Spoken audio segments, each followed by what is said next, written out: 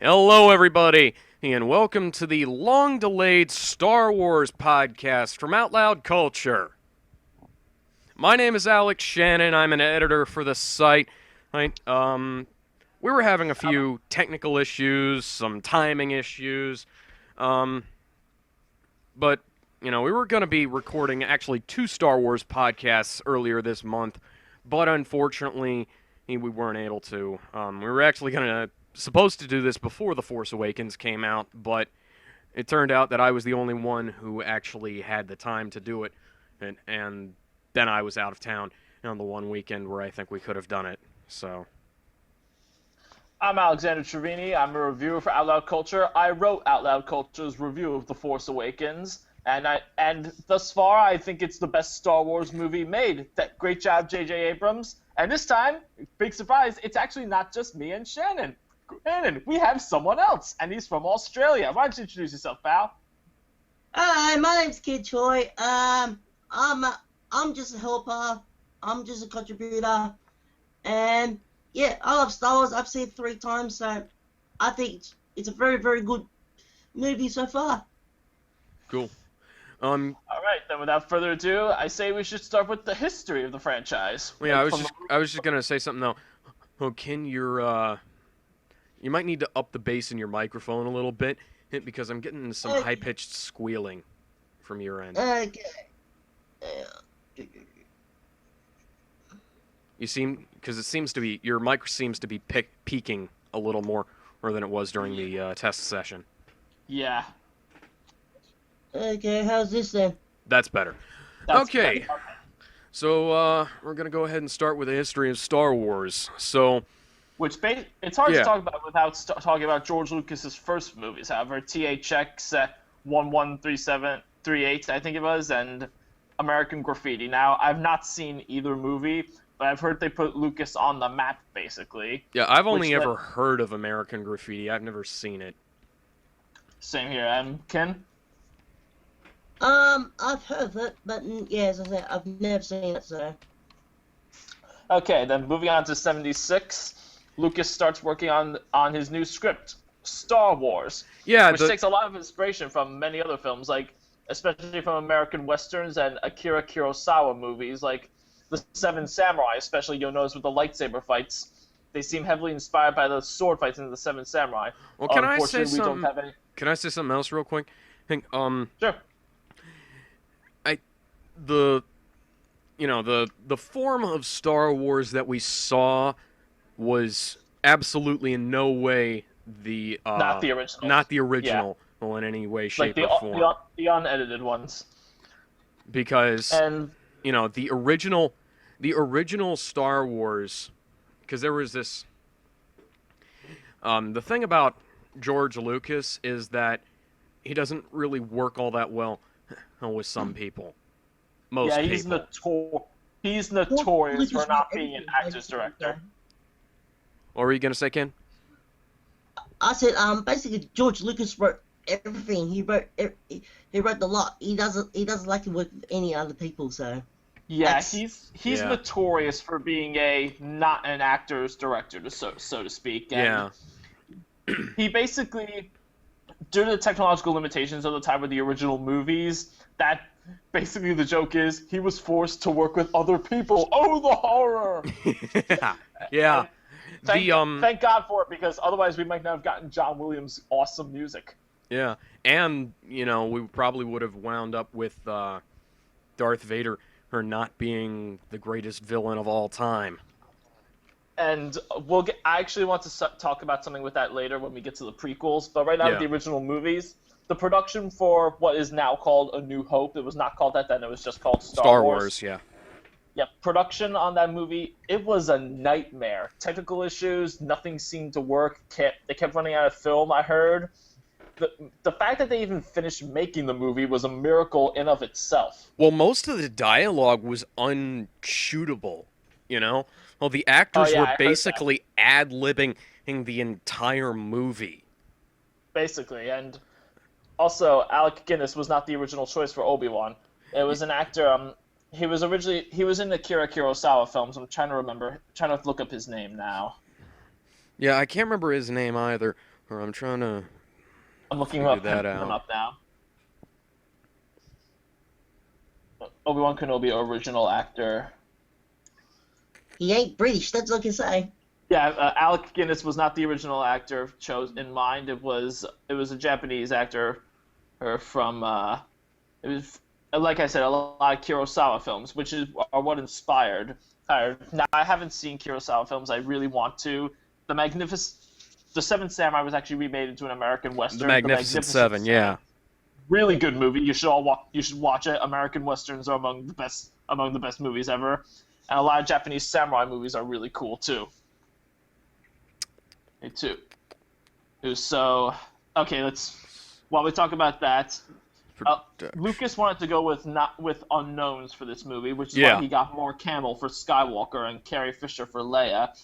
He originally did not want Harrison Ford for Han Solo, however, because he had already used him in Graffiti, but when he read the line, I didn't know Harrison Ford was in American Graffiti. Oh, he was. So what they did was when they finally got him. Yes, here it is. Toshiro Mifune. That's who. If I'm pronouncing this right, for Obi-Wan. Toshiro Mifune was originally supposed to be Obi-Wan, or even Darth Vader. Huh. That would have been interesting. The thing about Darth Vader was that let's not talk about him that much right now. Well, I was just going to say that James Earl Jones was not intended to be the voice of Darth Vader originally. Yeah, but then they heard what David Prowse was like. Start tearing this ship apart until you found those plans, and bring me the passengers. I want them alive.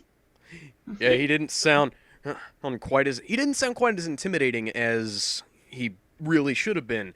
And Carrie Fisher actually, they said they had a nickname for him, Darth Farmer. Yeah, I mean, he would. If I'm remembering some of this correctly, because I watched the special features, whereas he almost sounded like one of those bad dub jobs from like a really bad season of Power Rangers. Because they get like this really high pitched actor and kinda. Look, he's not a bad actor. I know, it's just his voice is not exactly the right fit for something like Darth Vader. Yeah, I'm exaggerating, obviously, but yeah, James Earl Jones stated. Yeah, James Earl Jones stated they wanted to go for a darker voice. That's a quote, mind you, not in terms of skin color. I mean, how the voice sounded, of course. Yes, that's not something we're going to be bringing up today. Yes, and the thing. Let's talk about A New Hope's narrative. Actually, what is it? It's a master of visual storytelling. Because remember the opening shot with the Rebel ship and the Star Destroyer? Yeah. It gives you all the information you need to know visually. The Rebel ship is small. The Star Destroyer is huge. It gives you a sense of what the status of the two sides are. The Rebels are small. They're on the run. They're almost ineffective, while the Empire is huge, has this vast reach across the galaxy. That gives you the idea of what these forces are and what they're up against, all in a few seconds. Yep. Basically, the first scene tells the whole story. It summarizes the whole story of the whole Star Wars itself. Yeah, and considering how we all know Lucas loves talking more than showing things, I actually don't think that scene was originally thought up by Lucas himself. I think someone else must have thought it up, and he probably actually fought to have it removed from the movie. Now, look, I don't hate George Lucas. I'm not one of those people who says George Lucas ruined my childhood, but I have a respect for him, but I'm not exactly a big fan of him. Yeah. I feel George Lucas. Sorry, yeah. No, I was just saying, yeah. Go ahead. I felt George Lucas at the first scene wanted a bit more fireworks.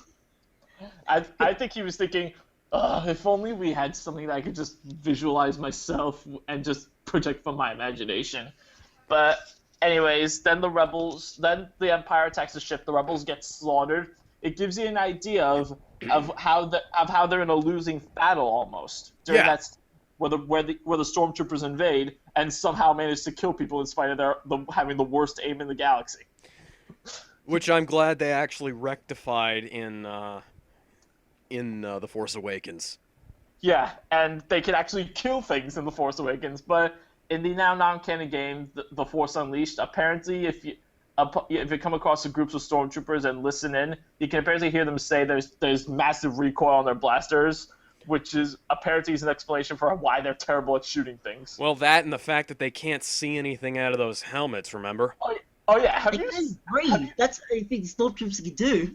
Have any of you actually worn one of those things? I've only worn one of those cheap costume things. It's almost impossible to see through those. I've worn a clone trooper helmet and a paintball helmet that's essentially a clone trooper mask or a stormtrooper mask or whatever. Yeah. And it is very hard to aim in one of those things because Yeah. your mask is getting in the way of your gun. Exactly, and I've been in a clone trooper as well. I was Commander Cody for Halloween one time. I couldn't breathe in that thing. It was hard to see. You only Right. have one hole to be in for a stormtrooper, and that hole is so small that's like a little microscopic dot. Yep. Yeah.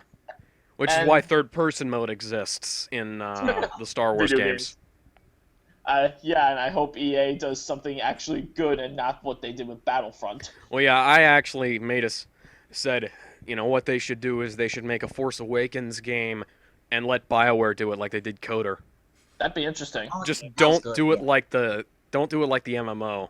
Or have Bethesda do something. That'd be interesting. Bethesda's kind of rivals with BioWare. Well, I'd love to see what either one would do.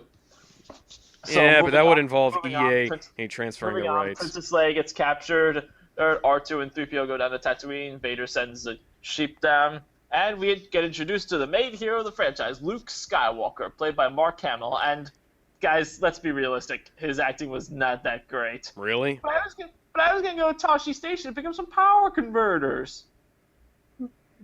No, Alex, just no. It's not bad, but it's not that good either. It definitely improved over time. Oh, definitely, but he doesn't sound unbelievable. It's not like... Well, he's not unbelievable, yeah, but it's still basically. At least it's not incredibly wooden like the prequels. Good. Yeah, but that's have you remember that dialogue in the prequels? Well, So yeah, then like I said. fairly simple story comes about. Luke has to go search for the droid. He comes across this old hermit who's been living in isolation for a while, Obi-Wan. yeah, Talks about his father, and then we get introduced to one of the best characters ever, Han Solo. Everyone's favorite rogue. Who doesn't love Han Solo? The ship that ran the Kessel Run in 12 parsecs. Isn't the parsec supposed to be a meter of distance, though? Yeah, he was screwing with Luke. But, Yeah. well, he was screwing with Luke because he kind of wanted to see if Luke would correct him on that. And B, the thing about the Kessel Run is that there are a lot of black holes there, and if you can make it in 12 parsecs, that means that you're cutting it really close to black holes. Oh, whoa. That's Yeah, major. so that means that you're fast and talented. And flexible, too. Yeah. And then we get to that scene. Dun dun dun! Greedo confrontation. Yeah. Now, I have the pre-special edition release on VHS. I never actually watched the special editions, and I always saw that Han shot first. I have absolutely no idea why Lucas felt the need to change that, because it was never in any version of the script of Greedo shooting first. He said later on it was a special effects failure, or that they forgot to draw the Greedo's blaster shot. Yeah. Recently, he actually said it's supposed to be reminiscent of John Wayne, how John Wayne's characters are always a hero and such like that, but shooting first, that's not what a hero would do. Okay, BS. Bullshit. You've not seen a John Wayne movie if you seriously believe that. There are plenty of movies where John Wayne shoots first, asks questions later, doesn't even care. He does it with a stone-faced, just not even paying attention. Yeah. By the way, if you've not seen a John Wayne or John Ford Western, what's wrong with you? Go watch a John Wayne or John Ford Western. They're among the best things ever. Yeah. But that's a... And what do you think, Ken? Which version have you seen? I've seen the John Wayne version. John Wayne was bloody damn good. So, No, I mean Han. I saw both, but I mean, it was in a script. It was supposed to be Han shoot first all the time. But, Or Right. I don't go by Han shoot first. I go only Han shot. Right. Because Greedo I have didn't even get off a shot. Yeah, I have the 2004 DVDs.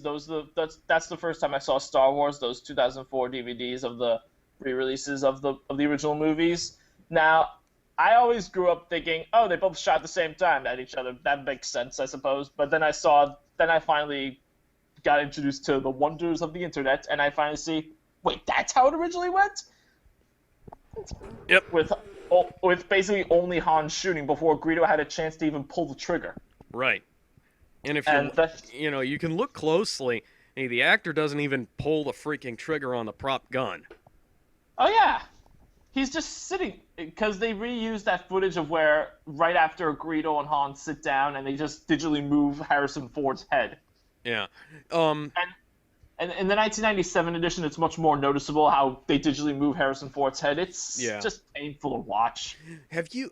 Now I've seen the trilogy box set release of the original movies, but I've also seen an earlier release which has some slightly different dialogue between C-3PO and R2 in the opening, as well as some significantly different dialogue between Greedo and Han. Mostly just the subtitles changed, but it makes actually I can't remember. Or I think wasn't there one point where Greedo was actually speaking in English? Not that I'm aware of.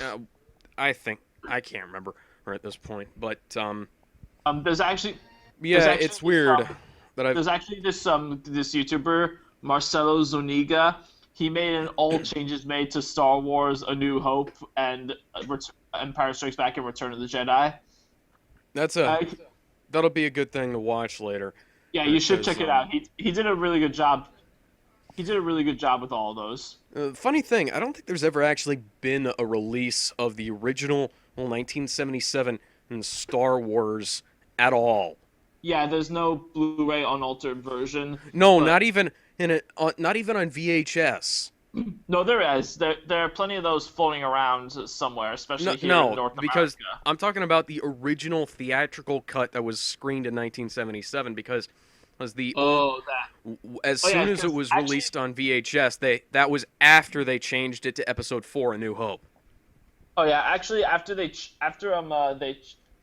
originally Obi-Wan was supposed to survive his fight with Vader. Well, yeah, that's you can see that he sort of teleports away. Yeah, he does, like in that part. But remember that scene? Remember that now added in scene with Han confronting Jabba at the Haven't Falcon? seen the special editions. Okay, well, that was originally supposed to be added in. They cut it out in the original theatrical release because there wasn't time to film it. They used Irish actor, I can't remember his name, to play Jabba, but they were supposed to digitally add in the real version, what Jabba was supposed to look like. His final version wasn't designed yet. I think the movie is better without him because by the time you get to a new Jedi and it reveals who he is, Return of the Jedi. Yeah, Return of the Jedi, you reveal this is the guy. Because throughout Empire Strikes Back, you're thinking, who is this Jabba guy? Then you finally see him. Whoa, this guy is just wow. Yep. That's it. It's better. It's better theatrically. So then they take off. We don't need to summarize Star Wars because everybody point. knows what Star Wars is.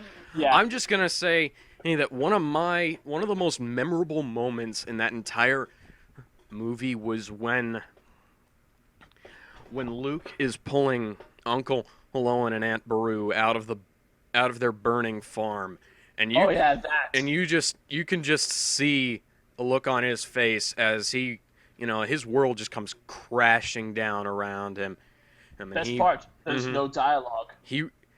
It's like if that was written by a prequels era George Lucas, or if they hadn't been if they hadn't been allowed to ad-lib as much as they were, or he would have been like, I'm so sad. But it was just like you could just sort of see the gears turning in his head, and that's a good thing. Is if you can convey more with facial expression, and then you do with dialogue, you can tell. I love that facial expression. Yeah, you can tell a story that's much more immersive.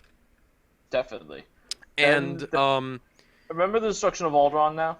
Yeah, Vader gets a bit too much credit for that because no one ever gives credit to Peter Cushing as Grand Moff Tarkin. He's the one who orders it. He's the one in charge of the Death Star because he destroyed Alderaan wearing comfy slippers. Yeah, he did. He destroyed a whole planet wearing some comfy slippers just casually, like it was another day at the office. And also, he even ordered Vader to stop choking someone too. Yeah. He has some power over Vader, guys. Only the Emperor can do that. Gotta keep that in mind. Yeah, you have to wonder, or exactly. Well, actually, you don't, because it was explained, and that Grand Moff Tarkin was actually an old friend of his. Well, kind of. And they weren't exactly friends in the Clone Wars. They were sort of had mutual respect, but now we're getting ahead of ourselves to the Clone Wars. Yeah. As well as Rebels. But ignoring that, then when Luke destroys the Death Star. Yeah. How can you not get the chills whenever he finally launches the torpedo in there? How can you not get the chills when Han Solo comes back with his big damn heroes moment and swooping in with the Millennium Falcon and shooting Vader off his tail? And that scene is much better with the unaltered Greedo-Han confrontation because the Han confrontation there, it shows he's not a hero. He's a cold-blooded killer just out for the money. Right. And then as the movie progresses, his character grows, and when he finally shows up, this guy's a hero now. Yeah, because that's attempting to It's like redemption, you know. Undo. Yeah, that's attempting to undo development, undo a redemption story. You know. Yeah. And that's kind of where I'm a little bit wary about the possible Han Solo movie because I think they're just kind of milking it, and they're not exactly looking to actually respect how the character. I get where you're coming from there, but I think they're taking it seriously though. They've auditioned over 2,500 actors. Well, yeah, that's a good thing. It's good that they're taking it seriously. It's just that also it's directed by the same guys that made the Lego movie. They're awesome. Okay, I can deal with that then. Yeah. Phil Lord and Chris Miller, definitely. Kim, what do you think about the upcoming Han Solo movie? Wasn't Harrison Ford the only Star Wars guy who showed up in that they didn't have?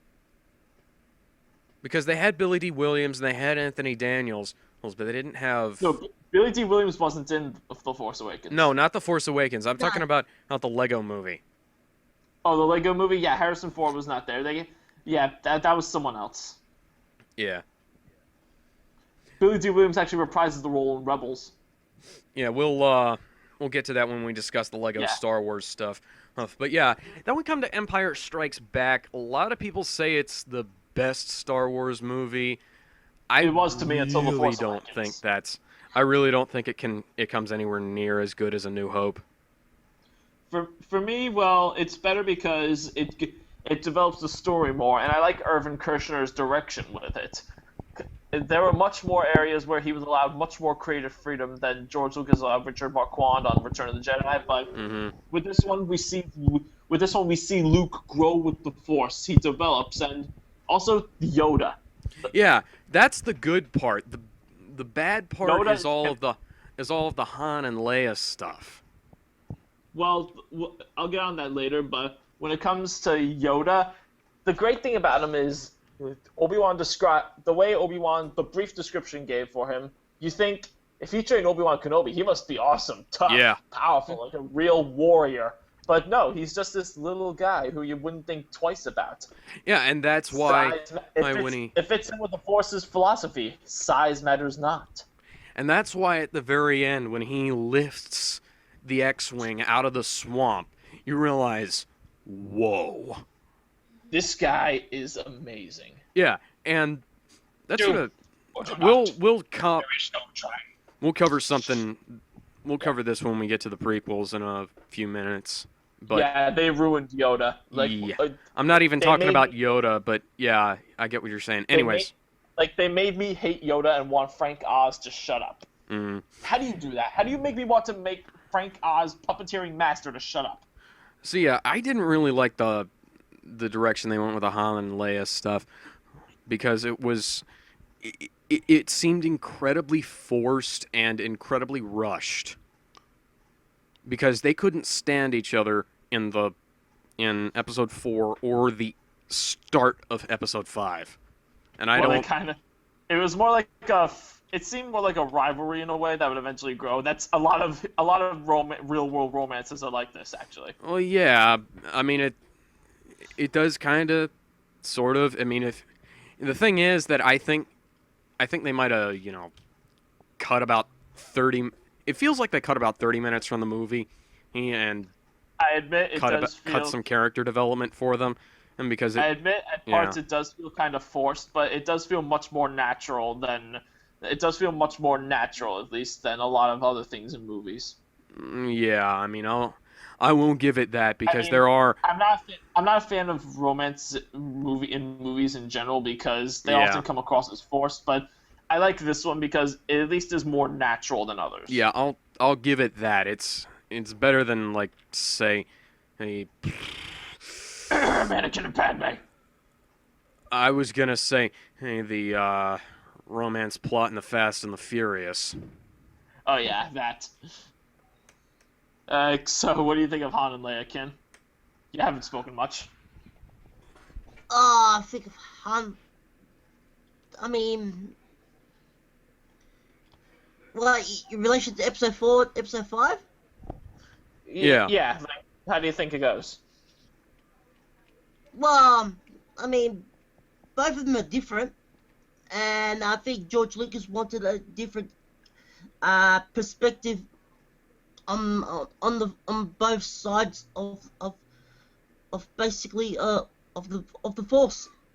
Definitely, yeah. Well, What do you think of Yoda? no, that wasn't. How does the Force relate to that? Relate to the Han and Leia relationship?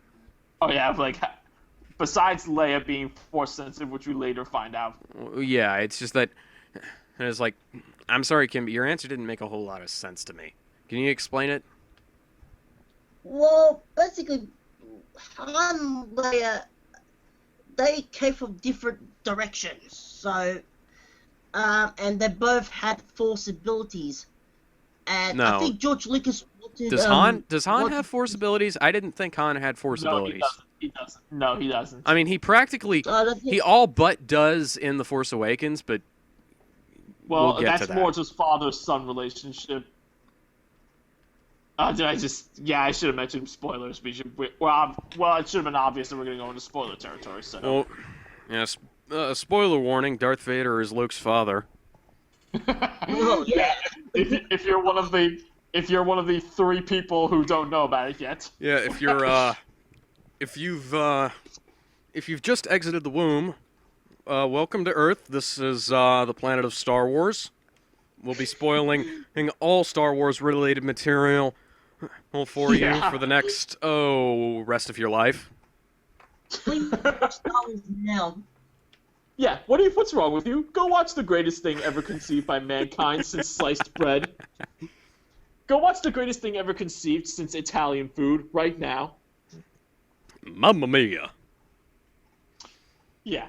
Sorry, I'm biased. Half my family is Italian. I'm in complete moving- agreement with you there. So yeah, Moving on. Vader. That thing was kept a secret from everyone except Lucas, Kirshner, and Hamill. Like, David Prost didn't even say, And- I am your father. He said, Obi-Wan killed your father. Yeah. How would Thank that have you. gone down? That's a great twist in and of itself, and I am your father. Thinking about it, that must have been a difficult choice. Right up until it was like right up until the last minute they didn't tell James Earl Jones that was what the line was gonna be. I was gonna read. Yeah, and when Hamill saw it in theaters, he was with Harrison Ford. Ford said, "You didn't tell me that." He said, "I couldn't." Hamill said, "I couldn't." And otherwise, he doesn't get paid. He wasn't a Homer. Yeah. So, yeah, he wasn't Homer Simpson. Who would have thought that Darth Vader was Luke Skywalker's father? But, like, that's me. Terrible impression of an angry crowd. Yeah. Then along comes Return of the Jedi. I think that's actually much better than Empire Strikes Back, mostly because the Yeah, Return of the Jedi is less liked by people. yeah, but it's less liked by people, but I think that it's I love Return of the Jedi more than most people. But what makes it third best to me, at least until you consider Force Awakens, was Ewoks. that not that. I'll get into Ewoks later, but the thing about Return of the Jedi, there are certain parts of the movie where it clearly feels like Marquand was not allowed creative freedom as a director. So it makes me wonder what could have been.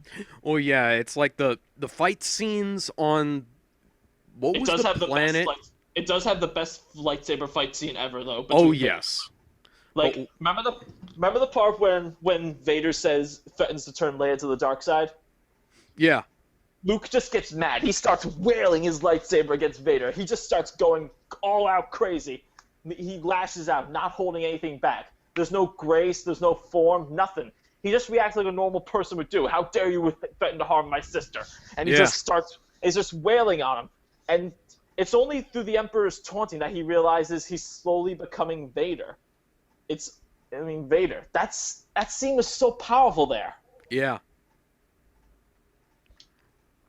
And the fight scenes for the most part, like the lightsaber fight scenes, those are really good, but the stuff down on the planet, and if it's not the speeder chase, it's sort of, I can't remember what the planet is called actually, but Endor. Endor. Yeah. Yeah. The fights there seem pretty, I don't know, lackluster. They just seem kind of well, considering what they're working there. with. And about the Ewoks, maybe I don't like them as much as I did when I was a kid. I first saw Star Wars when I was like I saw the originals before the prequels. I saw it when I was like 8 years old, I believe. So maybe I don't like the Ewoks as much now as I did then when I was a kid, but I don't hate them either. Well, me personally, I think it would have been much better if they had been the Wookiees. It would have made more sense at least. But I don't hate the Ewoks. Well, yeah, that's the thing, is that it definitely should have been the Wookiees, because the Wookiees are... I would believe the Wookiees being able to take down on the Stormtroopers. Oh, it makes much more sense, because based on what we see from Chewbacca, he's lovable, but he's also fierce. Yeah. That's because a droid don't rip out people's arms out of their sockets when they lose. Wookiees are known to do that. Mm-hmm. Your arms ripping out of sockets, how does that not freak you out? You'd have to be Wolverine. Or Kristen Stewart, who's emotionless to everything. Or Deadpool. Jack Courtney, who's emotionless to everything. Or Deadpool By the way, would just be like, oh, hey, I just grew new arms. Ken, you're Australian. What do you think of Jack Courtney? Is he good or terrible? He's fairly average. He's awful to me. He puts more effort into hiding his non-American accent than he does into actually playing the part, which is why I like people like Edgar Darville and Will Trevall on Jessica Jones. Wait, they're Australians who can act! I'm the Scottish villain. Yeah, I'm Gerard Butler, playing Leonidas from the Scottish part of Greece. No, I mean, I'm talking about David Tennant. Jessica Jones, remember? Oh yeah, Jones, David Tennant. He did amazing. I still kind of prefer D'Onofrio though, honestly. But yeah, this might be Disney, but it's not Star Wars, so. Right, let's skip back to Star Wars. So yeah, Richard Marquand, he described directing Return of the Jedi as like directing Hamlet while Shakespeare was shouting from the other room. That sounds exactly like what I thought would happen. That sounds like it was like watching that movie with knowing what I know. Oh, that sounds exactly like what was going on behind the scenes. It does, apparently, because, like I said, Lucas clearly in many scenes did not allow Marquand creative freedom as director. That's why, and I do love Jedi more than most people, but like I said, there are clearly parts where he wasn't allowed creative freedom, and I do still like the film, but it still leaves me wondering what could have been, which is why it's kind of below A New Hope and Empire for me. Yeah, that's why I call it, like, I can't remember. Hang on, let me pull up my list here. You made it second best. Yeah. And for some reason, you put god awful Attack of the Clones as better than Empire. Yeah. I'm just gonna pull up my list here real quick. Yeah. You can check out my review as well, The Force Awakens on OutLoud Culture. It's awesome because it's awesome. Directed by J.J. Abrams with people like Carrie Fisher and Daisy Ridley and John Boyega because they're awesome.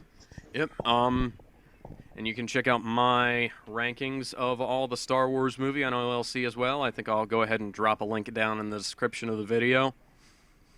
And let's talk about the heroes and the villains. Most of the villains. What are the villains in Star Wars? Nazis in space. Nazis in space. Yep. Yeah.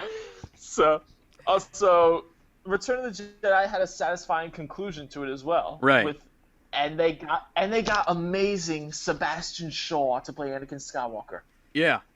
That was That was great. And if you haven't seen Sebastian Shaw in anything, what is wrong with you? Go watch something with Sebastian Shaw in it. He is amazing. It wasn't much, but it was. I remember what Lucas said about that. They needed a powerful actor to play that role, and it worked. And they got Shaw. Well, he actually said Mark Hamill was appreciative of his guidance too for the scene. Mm-hmm. Shaw said that, and actually Ian McDiarmid, who played the Emperor, when Shaw showed up on the set, McDiarmid didn't know he was even there. He asked, "What are you doing here?" And Shaw said, "I don't know, old friend. Probably something to do with science fiction."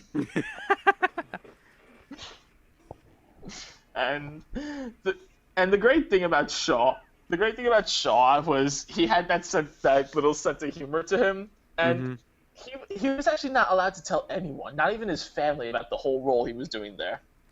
Well, that's better keeping better wraps on things than they did for than they do for a lot of movies lately. Yeah, I mean, we could do with a lot. We could do with a lot more of that. I think, in fact, like Batman vs Superman. That trailer gave me. Yeah, thanks for showing me 90% of the movie. And me personally, I think they should have shown absolutely no footage from The Force Awakens. They should have just announced it and put up some they need to show footage. Otherwise, people will think, this might be just another one of those prequels. They're too afraid to show anything. No, because the thing is, they really should not have shown any footage from that because it would have made the experience a bit more pure. I thought it was because great then you wouldn't have. Because then you wouldn't have known that, like, the stormtrooper at the beginning is Finn.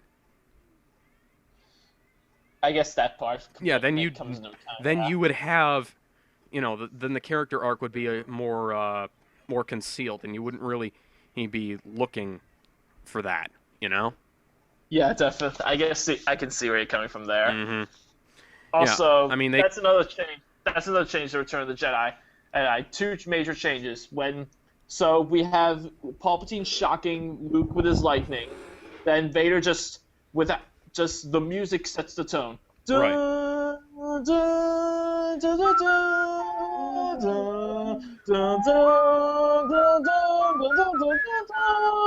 Yeah, everybody knows the song. The music sets the tone.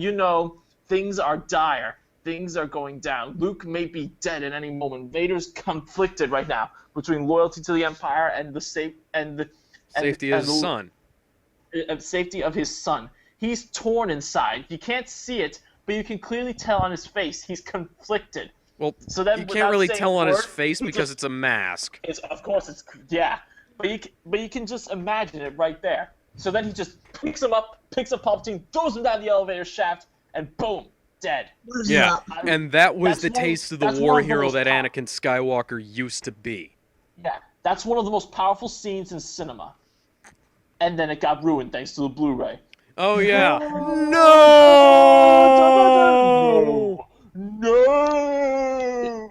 Why? Why is that even necessary? What does it add? Nothing. It adds absolutely nothing, and it takes away from, like I said before, show don't tell. Better to show. One of the most powerful, Yeah. It ruins one of the most powerful scenes in cinematic history. Thanks a lot, Lucas. Right. And it's bad enough that it really. it wasn't even really, Lucas that did that. That was Disney. Disney had it by the time the Blu-rays came out, didn't they? I think he was already releasing it right before Disney bought it. Oh, okay. Yeah, so yeah, I still haven't. It's just another change. Just on the surface, it's really just another of Lucas's pointless changes. Yeah. But disregard. Not just. I'm not so mad that it's a change to a Star Wars movie. What I'm mad is that he ruins one of the most powerful scenes ever filmed in cinematic history. Well, yeah, it'd be. It makes me kind of glad Richard Marquand is not around anymore because he doesn't have to see Lucas ruin that perfectly shot scene he made. Well, yeah, and it'd be like having It'd be like if you go back, recut Transformers the movie, and start playing Linkin Park over the scene of Optimus charging and the Decepticon line rather than the touch. Or have Chris Rock read a eulogy at a funeral. Oh, that's even worse. Yeah. That would be one of the worst things ever. So, sorry I put that image into your head, audience, but I needed something.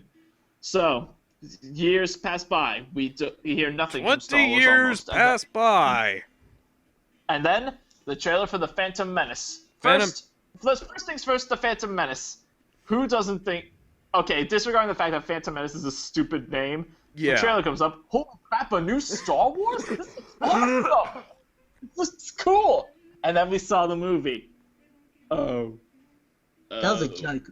That was like So, massive what's shift the in first tone one? towards the middle, and then it sort of Yeah. picks up towards the end. And okay, I'm gonna lay out all my problems with the Phantom Menace, straight out. same here, but One. But the opening scene, I can understand not having some big battle scene happening because they're setting up the Star Wars universe. I can understand that. Well, but yeah, it was tax peacetime. law, space taxes. Really, we're opening with that. Well, yeah, that's a Who wants damn to see good space point. taxes? Who wants to see what? And it's a movie for kids. Okay, name me one child who wants to see something about space taxes. Do you know what the original opening of the movie was supposed to be? What? A pod race. Why does pod racing have 20 minutes of screen time? Because apparently we want to get the NASCAR demographic. Well, Who it was else is supposed to bored have. by- It was supposed to have like 45 minutes worth of screen time because I think there was like at least a 15-minute opening thing that was cut from the movie, but wound So up in the book version, which was actually remember- pretty cool. Yeah, and remember how Jabba just is asleep until Bib Fortuna wakes him up at the end of the pod race? That's basically me during every sports game I've ever watched in my life. Well, my problem with it was, this is supposed to be a spectator sport. How are you supposed to spectate on something this fast? Yeah, like what am I even watching? Who is who? Do you care? Do I care? I don't even think It's like Lucas cares as long as it looks cool. Yeah, it was like the fight scenes in Revenge of the Fallen. Transformers Also- Revenge of the Fallen. You could barely tell what was going on. I mean, I could Also, tell. the lightsabers are everywhere. Ship gets blown up. We heard something. Flip out our lightsabers, and then gas comes out. Okay, so the Jedi survived that. You think? So the Jedi survived that. How do they survive that? Then they show. Well, that was on the planet, that was explained in the planet. book because they had they Breathing used devices? gas masks. Yeah. Well, they never show that in the movie because they only go Mhm. down to Naboo and use that breathing tube things. Wait, they stole these things from Q at MI6 apparently, and now they just have them, but they never use them except for here. Oh, can I say something about Qui-Gon Jinn? I like the character. I like the actor. Yeah, He doesn't have any point of being in this movie, though, because Yoda Same was here. the one who was supposed to train Obi-Wan. Yeah, and then look, I've met Liam Neeson. He's a really nice guy. He's awesome. He's a really good actor. And much as I like Qui-Gon's character, he is pointless. Let's face it. Well, yeah, I mean, he's He is a there cool to be. character. Yeah, He is a he's cool there to be character, the but- character that dies to elicit an emotional reaction from the audience. Yeah. Also, he's Also, the roles are kind of reversed in a way because Qui-Gon's the older, wiser one. Shouldn't he be the more cautious one, and Obi-Wan, the younger, or Padawan, be the one who's more risk-taking? Yeah, sort of, but I did like you know, Ewan McGregor, though. I did like Ewan McGregor, I'll admit. well, yeah, he wasn't bad as Obi-Wan. I didn't care for him as much. I actually thought Liam Neeson should have played Obi-Wan. Oh, yeah, he would have been a good Obi-Wan, I think. It's just what do that you they think? would have. Ken? Ken, go ahead. I mean, Obi-Wan, if Obi-Wan survived, no, sorry, if Qui-Gon Jinn survived, the whole movie wouldn't, Star Wars 2 and 3 wouldn't happen anyway, so. Yeah, that's the part of it. But what do you think of Liam Neeson as Qui-Gon? It was good. It was good, but as you said before, if he wasn't there, it wouldn't matter. Yeah, he's What if- pointless. I really hate to What say if- that about Liam Neeson because he's Yeah. a really nice guy. He's an awesome guy. He's played a lot of great roles. So how do you make someone as talented as him pointless? You let George Lucas write, direct, and produce the movie. Good point. But It's the same way you make Samuel L. Jackson pointless. Frank Yeah. Oz pointless. you make me want Frank Oz, puppeteering master, to shut up. How do you do that? That's amazing. It's That's like, George Lucas for it- you. Yeah. did you guys Also, pick up on how Phillips- blatantly evil the Jedi are in the prequels? I wouldn't call them evil. I just more call them corrupt idiots. Okay, yeah, that's actually a better description, and it's just that's And You know, also if the they were- midichlorian thing. if it weren't for the Sith. I believe this boy was conceived by the midichlorians without a father, and the midichlorians were later arrested for sex offense. I mean, wouldn't you do that? If I were Sorry, a cop, guys.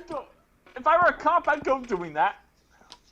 Mm. If I were a space, I want to see that movie. The space cops going after to try to arrest the midichlorians. We're trying to arrest these things that are in our blood, and we Yeah. can't really figure out where they are. Also, that's the thing. The Force is no longer mystic because of that. Oh no, Yoda is powerful with the Force. He's got this huge amount of space bacteria inside him. Not because he spent so much time reading and studying the Force and mastering his skills. Nope, he just has this huge amount of space bacteria inside him. Yeah, that. Oh, I'm just gonna rewind a bit back to Return of the Jedi. The twist of Leia being Luke's sister really pissed off the expanded universe crew because they had this. They pretty much all but confirmed that they had some kind of serious relationship in the comic books, and Basically, Yeah. 1983 audiences, even without the expanded universe, they were like, "Wow, that happened! This series just keeps surprising and surprising." Wait, those two kissed several times in this series, didn't they? yes, A New Hope, Empire Strikes Back, probably at least. I can't remember, maybe once in Return of the Jedi. Yeah, that. Not really Return of the Jedi, I don't think. Okay, yeah, definitely in Empire and A New Hope, but there was a bunch of scenes from Empire Strikes Back that were cut of Leia Yeah. giving Luke goo eyes while he was unconscious. Speaking of which, let's talk about the prequels now. What's the purpose of the prequels? To show Anakin Skywalker getting the Darth Vader suit. Right. But here's the problem with that. Darth Vader is only important to us, the audience. Right. And let's look at A New Hope from a purely narrative standpoint. It seems like most people aren't purely narratively speaking. Darth Vader really doesn't seem like people are even aware of his existence throughout the galaxy, and narratively speaking, he's really nothing more than just some weirdo in a suit. Well, that's something that always kind of annoyed me, especially when the prequels came around. The Yeah, Jedi were well known, extremely well known. Why are they a legend and a myth 40 years later? Well, I guess there's some time to make sense for that. So, Okay, Ken just messaged me saying Yeah. he's signing off. okay, I see that. So, yeah, Darth Vader is really just some weirdo in a suit. But so let's be honest, and also his officers even mocked him for his going of of that ancient religion until he force choked one of them. That is. Yeah, and that's Also, the, he even piloted a ship. The bad guys, the main chiefs, the guys in charge, they don't do that. They just sit back, drinking their tea and strategizing with their Britishness to show how evil and British they are. because we drink tea and we are evil and British and wear slippers because we don't like boots and we are British and evil, and I have tea. yeah. Yeah, like he's more like that. That's where He's the more- massive he's more- disconnect starts. He's more like one of those FBI field officer agents who kind of like show this, we mean business. We're this, you know what I mean? Mm-hmm. Yeah, the thing about that's where the massive gulf between in logic between the prequels and the originals starts with Episode 1, and then it just gets even worse as time goes on. With Episode 1, they just keep pulling out lightsabers too all the time. This is a problem with all the prequels. Here's my problem with it. They're dancing around way too much. Nobody. I mean, if the the fights at in any the prequels, one point in time, Obi-Wan or Qui-Gon could have cut Darth Maul in half. Yeah, the fights in the prequels, the lightsaber fights, they're not lights. That's not fighting. That's friggin' dancing right there. That's dancing. Stop dancing around and whack a bitch. I look at these fights. I think of the same thing I think when I see North Korean military marches. Like, that's not marching. That's friggin' dancing right there. Yep. Dancing, dance. Dun-dun-dun. Basically, that's what it is. Yep.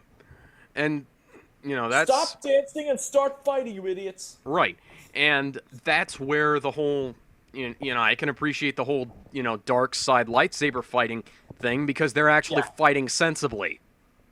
Also, and the reason why Phantom Menace is the best prequel to me is only because of Darth Maul, criminally underused badass, and Duel of the Fates. John Williams' Duel of the Fates. I mean, who does not love that? Dun, dun, dun, dun, dun, dun, dun, dun, dun, Yeah. dun, dun, dun, dun, dun, dun. The London Symphony Orchestra are amazing. Yeah, that was an amazing piece of music. All of the Star Wars music is impressive. Yeah, that's one of the finest pieces of film score I've ever heard in my life. I will say one thing, though, going back to Return of the Jedi that I forgot to say earlier. I think the special edition ending was probably a little better because it didn't have the Ewok song. It had sort of like it had a new John Williams piece and a montage of the galaxy. I don't mind Yub Nub, but I don't mind the new music either. I kind of like both. But what ruins it is that why is Hayden Christensen appearing? Luke never saw his father as Hayden Christensen. He saw him as Sebastian Shaw. Why is Sebastian Shaw not appearing here? Well, that was a fairly major issue. That's because Hayden Christensen was the last time Anakin was good. Oh, you mean so Darth Vader was never redeemed? You mean like back up on the Death Star when he took off his mask, he was not redeemed as Sebastian Shaw? He was still pure evil. Well, that was like, did you see how it should have ended? Return of the Jedi. Oh yeah, I saw that. Like it's like he's changing his faces, and then the kids. You killed us as children. Awkward this is. But no offense, lady, but all we rebels ever do is die to accomplish anything, except for the A-team over there. Yep. Why are we so bad at shooting things? I don't know. We're even wearing armor, and these Ewoks are still killing us. Man, if your armor is if you're getting killed by rocks in spite of that armor, you guys have seriously cheap, terrible armor, and you might as well not even wear it. Which is weird because they talk up the what do they call it again? Plasma thing, whatever. No, I can't remember what it's called. Well, I was big into the expanded universe, and I knew exactly what kind of stuff the armor was made out of, but I can't remember what it's called. Yeah, but they talk up that armor. They say this is the best armor in the galaxy. Well, maybe want to up the game. Maybe use the stuff that's in Darth Vader's suit. So effective, you get killed by tiny pebbles. Yeah, use the stuff that's in Darth Vader's suit. It can take lightsaber hits. Yeah, that's how effective it Which is. reminds me, why didn't the Jedi have armor made out of that stuff? Like, unless it's a rare material that's not easily found, then I don't see why they haven't used more of it. It's really not. There's a whole. It's basically leather. There are basically what it is. there are planets that are made out of that stuff. Okay, harvest them, you idiots. Right. That it was like So, about Phantom Menace, in one of the expanded universe books, Luke and Mara got trapped inside a mine full of the stuff and had to. Oh yeah, Mara Jade. They had to cut their way out. Yeah. But anyways, back to Phantom Menace. Yeah, Natalie Portman. Why does she sound like a robot? What is the purpose? Well, that was partially due to Lucas' directing. Did you actually notice that Natalie Portman started mocking the dialogue in one of the scenes? Oh yeah, I heard about that. And actually, in a trailer for that, she sounded like regular Natalie Portman. So why doesn't she sound like regular Natalie Portman in this movie? Because Lucas was trying to make it perfectly robotic. Because movie, I guess. So Obi-Wan and Qui-Gon, when they go down to the planet, let's sneak off in separate ships. Wait, separate ships? Why? Are you trying to get separated? Yeah, that's a good point. They don't. I mean, do what they did in A New Hope. Certainly, launch all of freaking escape pods, but don't go in separate ships. Yeah, I mean that. Also, so they go down on the planet. They go to the Gungan city. The Naboo will not help us. Wait, the Naboo? I thought the planet was called Naboo. Yeah, Are hang the on. humans Can I bring the that? Naboo, Let's or- rewind this a bit because for some reason Obi-Wan's lightsaber shorts out, but they never explain where he gets the other lightsaber from because there is no place for either of them to store their lightsabers, and there's no real point in his lightsaber having shorted out anyways. Well, it's a video game, basically. The movie is really a video game because the enemies only keep coming slowly in different waves, so the game doesn't get too hard at times. I mean, remember the droidekas who show up randomly after the regular battle droids? They only show up at the last minute because it's a private challenge, but not too challenging, so you don't quit the game early. Well, I could sort of see why that happened, and because they were, they were on a different part of the ship, because they weren't. Yeah, I can excuse it there, but then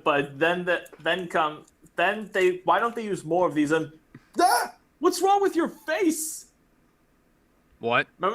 Remember that green weird alien girl who has like metal circles all over her face? Not really. Okay, well she's in there. But let's also talk about blockading the planet. The Trade Federation. Okay, that they rely on trade. They're an economic force. So why are they blockading a planet? Yeah, isn't that bad for business? Unless you That's guys are tying in up charge your of freaking fleet.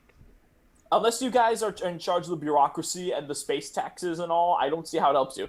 So why are they along with this plan? What did Sidious offer them for this plan? A stake in the space taxes, some political favors later, Force manipulation. They never say force manipulation. I know it's an incredibly bad bad cop out. And it was used multiple times in the novels. Yeah. So what's the reason? Space taxes, political favors, an opportunity to be around Keira Knightley later? I don't know. They never say. Yeah, that's Keira Knightley is Padme's decoy, even though she and Natalie Portman look nothing alike. Yeah, that's kind of odd how Padme's decoys always look nothing like her. Yeah, the only reason I didn't recognize them is because they got assaulted by an army of makeup experts. Yeah, it's like that's the only reason I never recognized any of them. It's like, okay, you've got Natalie Portman is the Miz, and what's her name? What's the other girl's name? Keira Knightley. Keira Knightley is Damien Sandow in this situation, and so they're different heights. They look nothing alike. Probably have different hair colors. Different voices because one's an Israeli-born American actress, Quite obviously different voices. And the other is British. Mm-hmm. So we have that to complicate things, and So then later on, when they get through the blockade, wait, this one ship with no weapons on it gets through this fleet.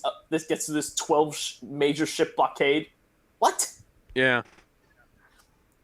Okay, that's because movie, I guess. Mm-hmm. So I mean, then it's they not wind even up like there. they had a. I mean, the only reason they managed to get through was R2-D2. It's not like they Yeah. had anybody else on board that could have helped. Hey, I remember R2-D2. Yeah, that's basically why he's there. Because That is. And let's talk about Jake Lloyd now. Let's be I don't honest, think he was. Yeah. He got a bum rap. I mean, this He film wasn't is really filmed- suited for the role. Well, it was just Lucas doing his thing. and terrible lines. Let's be Terrible honest. Lloyd dialogue, got a terrible bum- direction.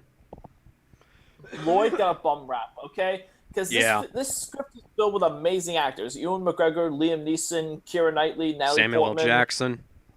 Yeah, and they all give the most wooden performances until Birdemic. Yeah. I'll let you debate which movie is better. I'm definitely gonna go Phantom Menace.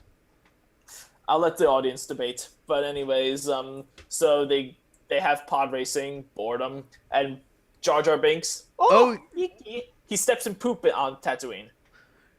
By the way, Dictionary is insufficient with coming up with words for disgust for that scene. And Yeah. fine. I saw the prequels when I was 9 and I hated them, but fine. Even if these movies are for kids, even if Jar Jar was specifically made for kids, you cannot justify that stepping in poop scene as comic relief. No. Name me one great kids movie that has someone stepping in poop. The Lego movie does not have it. The Lion King does not have it. Big The Hero 6 Incredibles doesn't have it. Big Hero 6 doesn't have it. Yeah. The Iron Giant does not have it. There is no great kids The Land movie that Before has a scene Time like this. doesn't have it. What's it? Bambi does not have it. 101 Dalmatians does not have Kiki's it. Delivery Service doesn't have it. There is no great kids movie that has a scene like that. No. And Jar Jar continues doing Jar Jar things, I guess, whatever they're called, whatever it's supposed to be.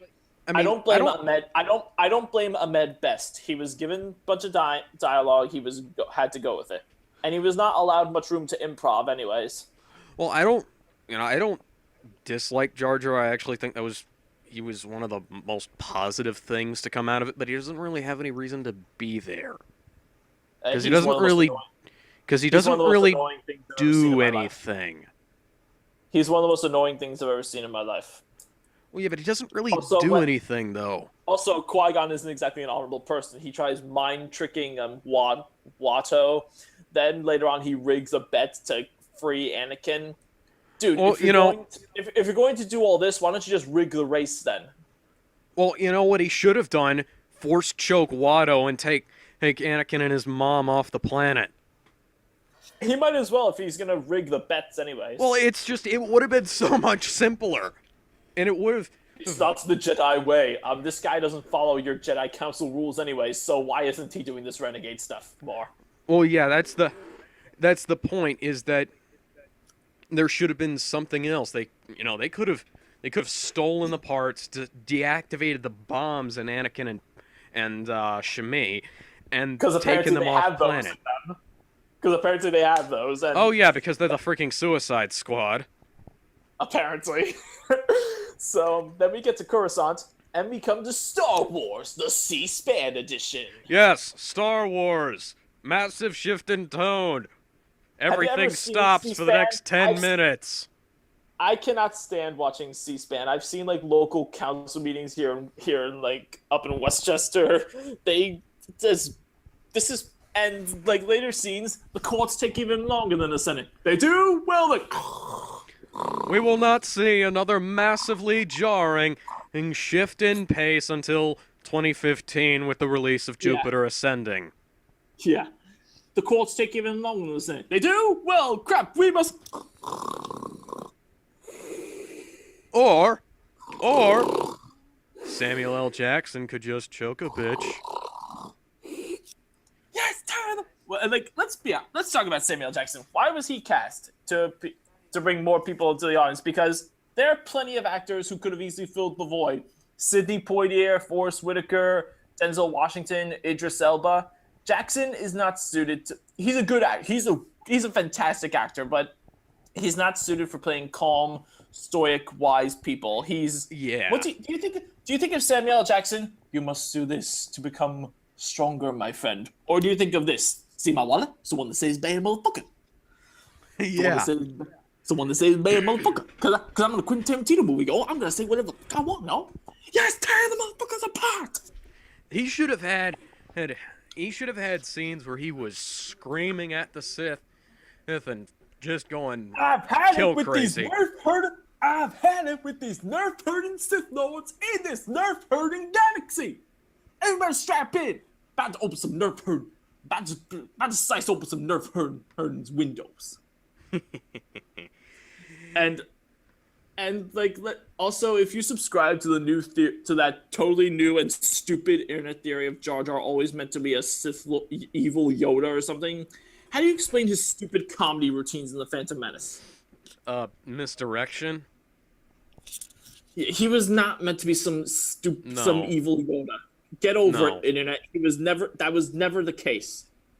I mean, Yoda did do that whole backwards talking thing to screw with Luke, but Well, he always talks backwards because I just assume that's something his species does. And that whole thing he did when we first get introduced to Yoda, that's basically his cover. That's and he didn't do anything totally stupid like fool around that way with the robots, stick out his tongue to grab some food that way that Jar Jar did. yeah.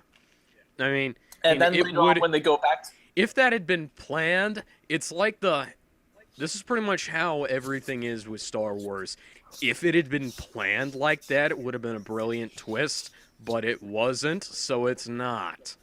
Yeah, it was not planned, and nothing you show me will ever convince me otherwise. It's like it is literally, if they did that, it would be worse than like the whole it would make even less sense than there is another Skywalker or thing. Well, I kind of agree with that one because just in case Luke dies, they need someone else to help him out. But ignoring that, back to Phantom Menace. Back to Phantom Menace when they go back to Naboo. Why haven't you said a squadron of Jedi because you want them to investigate this red horned devil-looking guy with a lightsaber? Why haven't you said a squadron of Jedi? Like, why not 7 Jedi in case he shows up on Naboo? Well, that's something that they. I'm sorry. I'm sorry. That would make too much sense. I'm sorry. That's how it should have. That's how it should have ended. Brought up in the Phantom Menace, their Phantom Menace video. Basically, it should have been Darth Maul opening doors. Oh yeah, I'm a freaking badass, man. But then he sees. A wall of freaking Jedi. Wait, where's the button to close these doors? Oh, there it is. Ting, bye. Yeah, that's how it should have gone. So they have their fight on Naboo, and the Gungans fight the droids. What kind of deflector shield keeps out energy blast but does not prevent people from going through it? It actually does kind of make sense, although not really. It seems pretty useless to me then. Well, it's mostly for anti-air defense, and I guess you can they need to be able to get in and out. And with Jar Jar, we saw make you bombard general. Well, he certainly is qualified. yeah, this guy is Douglas MacArthur. Make him a general, all right? Yeah. Yeah, Douglas MacArthur, he is not. That's the thing, is that he, everybody knows Jar Jar is an idiot. But that's why he's funny. But the thing is, then they basically make him Eisenhower now. Well, yeah, he shouldn't have anything. He shouldn't be doing anything important. And the thing is, he brings about the fall of the New Republic, the Old Republic. Oh, he does. He's totally responsible. But now we're going to Attack of the Clones. Yeah, so Attack of the Clones. Skip a few years. But then Anakin's basically an entirely new character. So what was the point of the Phantom Menace then? Okay, he's not a totally new character. He's the exact same character after about 10 years worth of repression. And A whiny little teenage angst heartthrob kid who just which can't makes get over himself, who can't get over himself. which makes perfect sense considering the environment he was raised in, and which was I guess it emotionally does, but repressed and completely out of touch with reality. I guess it does, but when you take Obi-Wan's line from A New Hope, and he was a good friend, look at their relationship in Attack of the Clones and Revenge of the Sith. Nothing here suggests they were friends. It's just rebellious student, exasperated teacher, and it seems like Obi-Wan had to deal with a lot of whining from Anakin and a lot of back talk. It makes me wonder, why didn't you try to dump this guy already? Why didn't you try getting rid of him? Well, the thing is, that was, his. By that point, Lucas was relying on the expanded universe to tell a lot of the background details, And that's the problem with these movies. Well, They yeah. always tell us these things. We never see them. Apparently, he's supposed to be a big war hero, but all we've seen is a whiny little brat. We never actually see him be a war hero. Well, that's what Well, Clone Wars was noble for, warrior. but that's Yeah, what but- Clone yeah, but Wars was this- for. Yeah, but this is a time when when the Clone Wars wasn't even conceived yet. I'm talking about the animated series. No, the animated series. Yeah, this is a time. Yeah, the before animated that series that CGI. nobody watched. The Jenny Tartakovsky one or the CGI one? The original animated series. Oh yeah, the Tartakovsky one. Yeah. We kind of see that, but he still whines a bit in that show. I've seen it. Well, it's like, And- like I said before, I was big into the expanded universe. I read the book that was set right before not the Phantom Menace. I read that one too, but I read the one that was set right before Attack of the Clones, and there was a reason why they were so at each other's throats in Attack of the Clones, because one of their friends one of their friends had just been killed, and they both kind of blamed each other for it. And that was what I Well, they mean nev- by well, they- Lucas they relying never- on.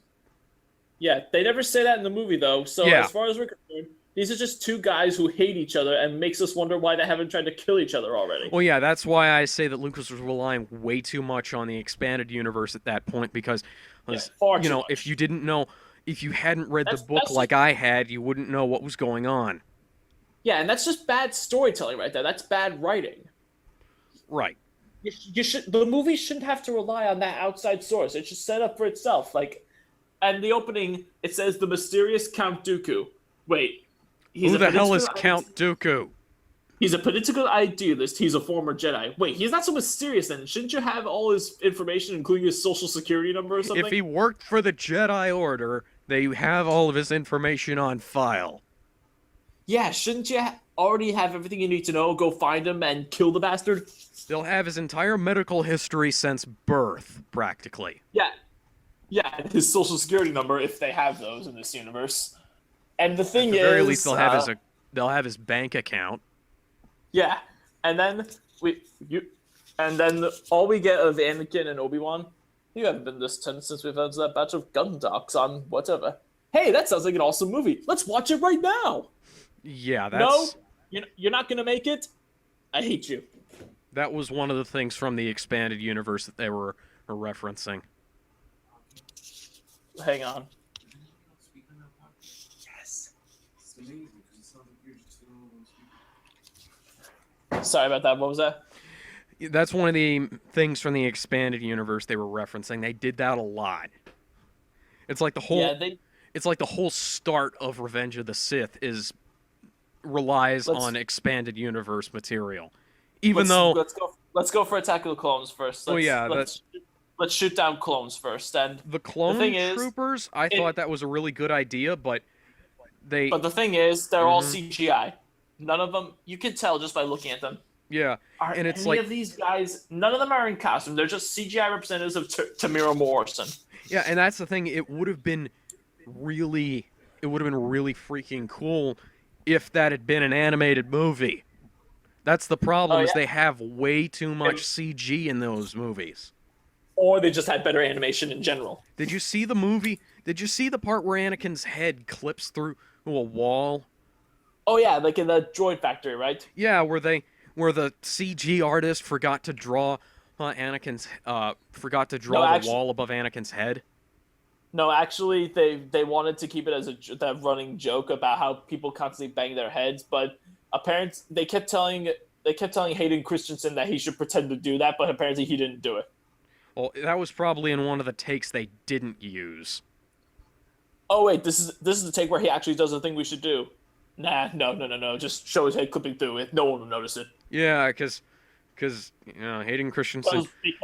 Because logic. Yeah, because he's totally way too tall for people not to notice that. Although, Yeah, and the thing about Christensen, look, I haven't seen him in anything else, but apparently I've heard he's not a bad actor. He's not.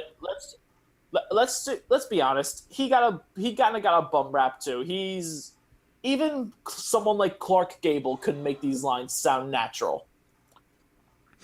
James Earl Jones couldn't make some of those lines sound natural. Like no one, not Sean Connery, not Clark Gable, not Marlon Brando, Not Harrison Ford, not not John Hamill. Ireland, not John Ireland, and no one could. Yeah. So, and yeah, that romance was still awful. Like, did you see how it should have ended? Attack of the Clones, how it should have ended? Yeah, I don't think it was awful. I think it was actually. Oh no, I could totally leave the Jedi right now, but I just can't. Tell me more about Sans. Really? Heck no. This is freaking weird, Annie. Yeah, it is Now, weird. you see, I didn't think that was quite as. I didn't I think don't that like was. Stan. Coarse and rough and irritating. Gets everywhere. Not like you, because you're Natalie Portman, and the sand does get all over you, even though you're born in Israel, and there's sand everywhere. Am I... I'm just listening to this, and I'm thinking, is this actual dialogue written by a human being? Okay, that was funny, but I actually could kind of tell what they were going for with that, because Anakin worked with machines, and he did not. If you work with machines and you live in the desert, you do not like sand. Yeah, I get that part. I get the idea, but the way it's framed, that's supposed to be romance? Well, at least they showed prior attraction to each other, or rather than outright hatred. Yeah, when one's a kid and the other's when one's like 5 years old and the other's 14, and later on in the movie, at the beginning of the movie, she says to Anakin, "You'll always be that little boy on Tatooine to me. So let's have babies." Yeah, you'll always be that little boy on Tatooine to me. So let's have babies. Yeah, that's not creepy at all. Okay, that does sound kind of weird. Yeah. You see, that's not really where the problems I have with it also, lie. I think that it's kind of they're trying to protect her from an assassination attempt. So like they're on Naboo. Yeah, we're just going out in a Venetian gondola, hanging out for a Venetian romance time, even though we should be hiding her in some room because there's an assassin. In a freaking bunker. Because and we're hanging out in an open field with waterfalls. Because one of the greatest bounty hunters in the history of the galaxy is on her trail. Yeah, that's an easy shot for any regular sniper. Like just imagine like you're making fun of me. A stormtrooper could have made that. Yeah, just imagine like you're making fun of me. Padme, do you hear me? Can you hear me? It's an easy No. Yeah, like, how is it not showing up? Also, Anakin acts like such a whiner around Padme. Obi-Wan, he's overly critical. He never listens. I'm in torture around you. Master Obi-Wan said so. Whenever Master Obi-Wan and I play past the salami, we always think you're torturing me. Stop whining. This is the guy I want to be away from my whole life, not be involved romantically with. But like basically the only thing they have is that they're attractive because Natalie Portman and Hayden Christensen. And yeah, what red-blooded man wouldn't want to be around near Natalie? But yeah, can we go ahead and move on to Revenge of the Sith? Wait, I want to talk about like that part when Obi-Wan's investigating on Kamino. Dude, his suit's right in the closet. Do you not see that suit right there in the open closet? Yeah. What about the fact that that was completely green screen? Yeah, and what about the fact that the Jedi don't start following the money trail when they find out about that's clone army that's just been happened to be made for over 10 years on the order of a Jedi? Yeah, why the hell do we have why is there a clone army? Wait, Wait, there's a clone army that's been made by someone who claims to be one of us. Let's not follow the money trail because that would be an intelligent thing to do. Yeah. Like how it should have ended. Important Jedi business we have. Yes, sit on cushions we must. I'm really doing all of the work here, aren't I? Yes. Yeah, that's a good point because they don't actually go into what any of the other Jedi are doing during any of the movies. Exactly, like they never say. And then when Anakin Hang on, goes to- Hangouts isn't responding for some reason. Okay, it's back. Go ahead. Okay, well, when Anakin goes out to kill the Tusken Raiders, find his mom, he admits he kills little children as well and unarmed women. So Padme is not freaked out by that and doesn't try to get the hell away. Well, I'll say this. Those guys, the Sand People, are monsters. Well, they are. They are. You mean Arabs? Wait, you mean Arabs?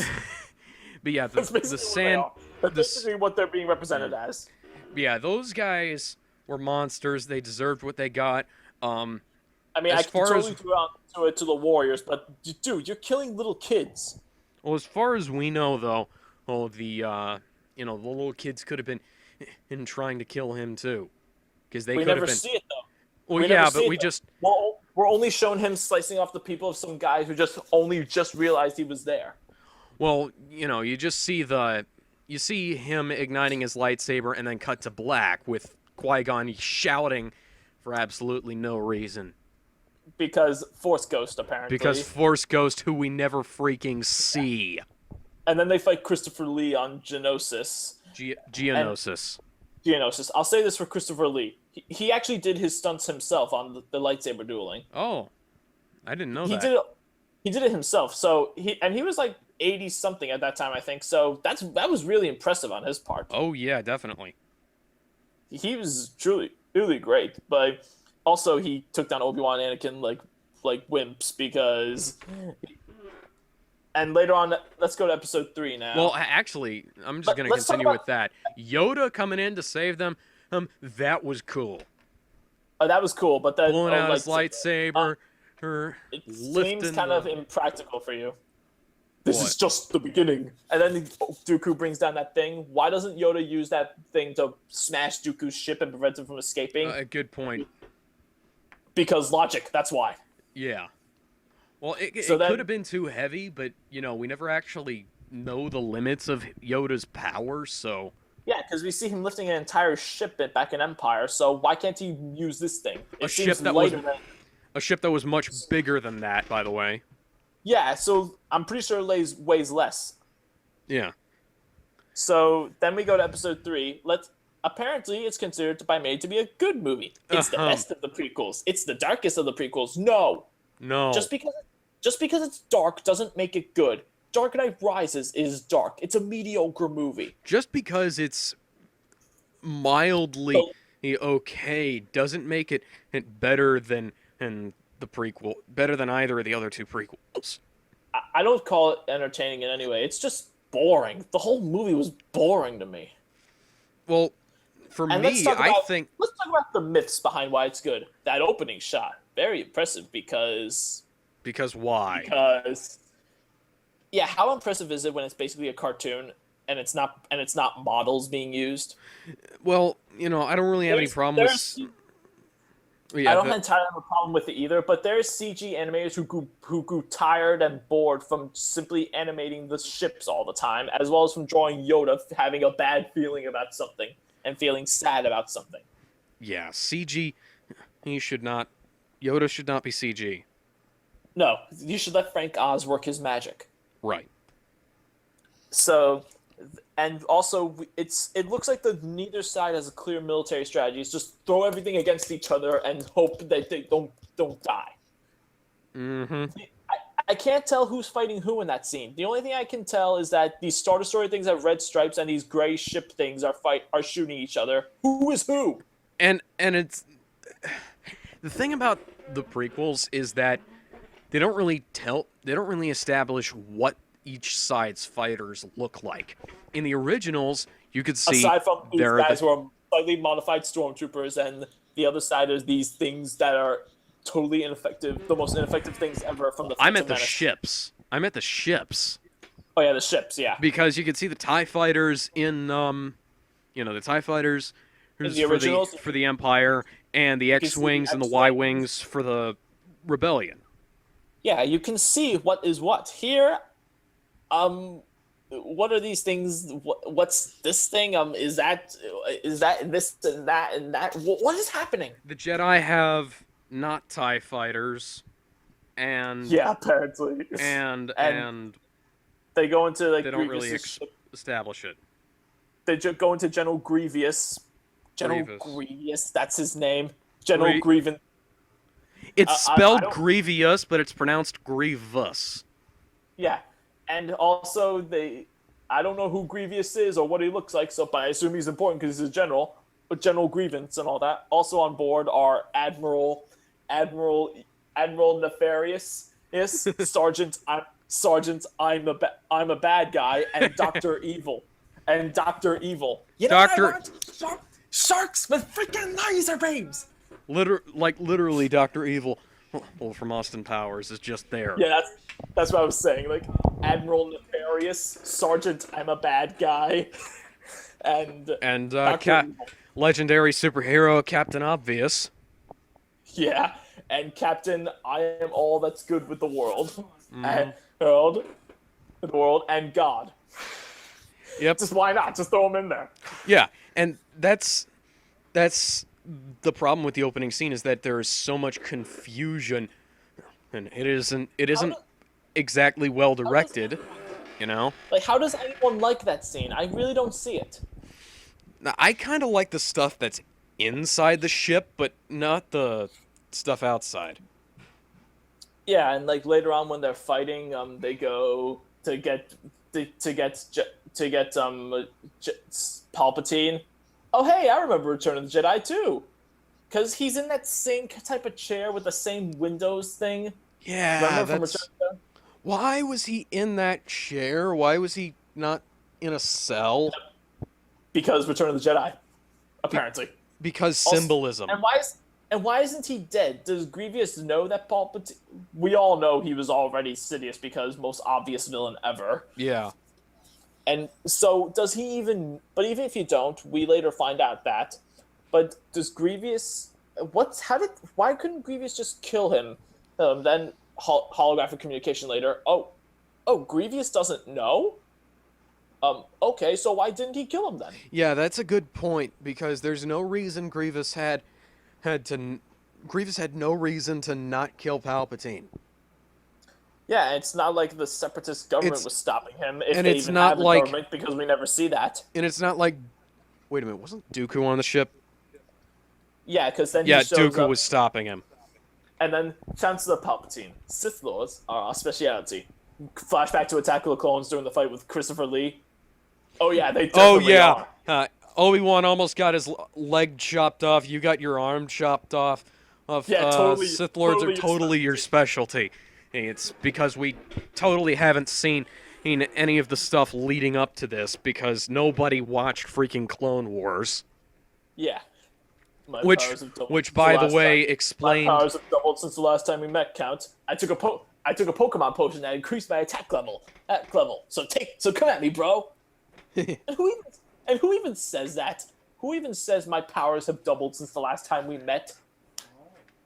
Yeah, it's using technical terminology for absolutely no reason. Yeah. Then, It's like... good, Anakin, good. Hey, I remember Return of the Jedi too. Here's how I would have written that. I've become much better at fighting since we last fought. Something like that. Or I've just have become him better. Or just have him not talk at all. Just continue with the fight. I've become better with my saber, or I've become better at fighting, or at the very least, screw you. Anything. I don't think Jedi would say that. Not the Jedi way of this corrupt organization. Obviously, corrupt organization. Yeah. So we have that.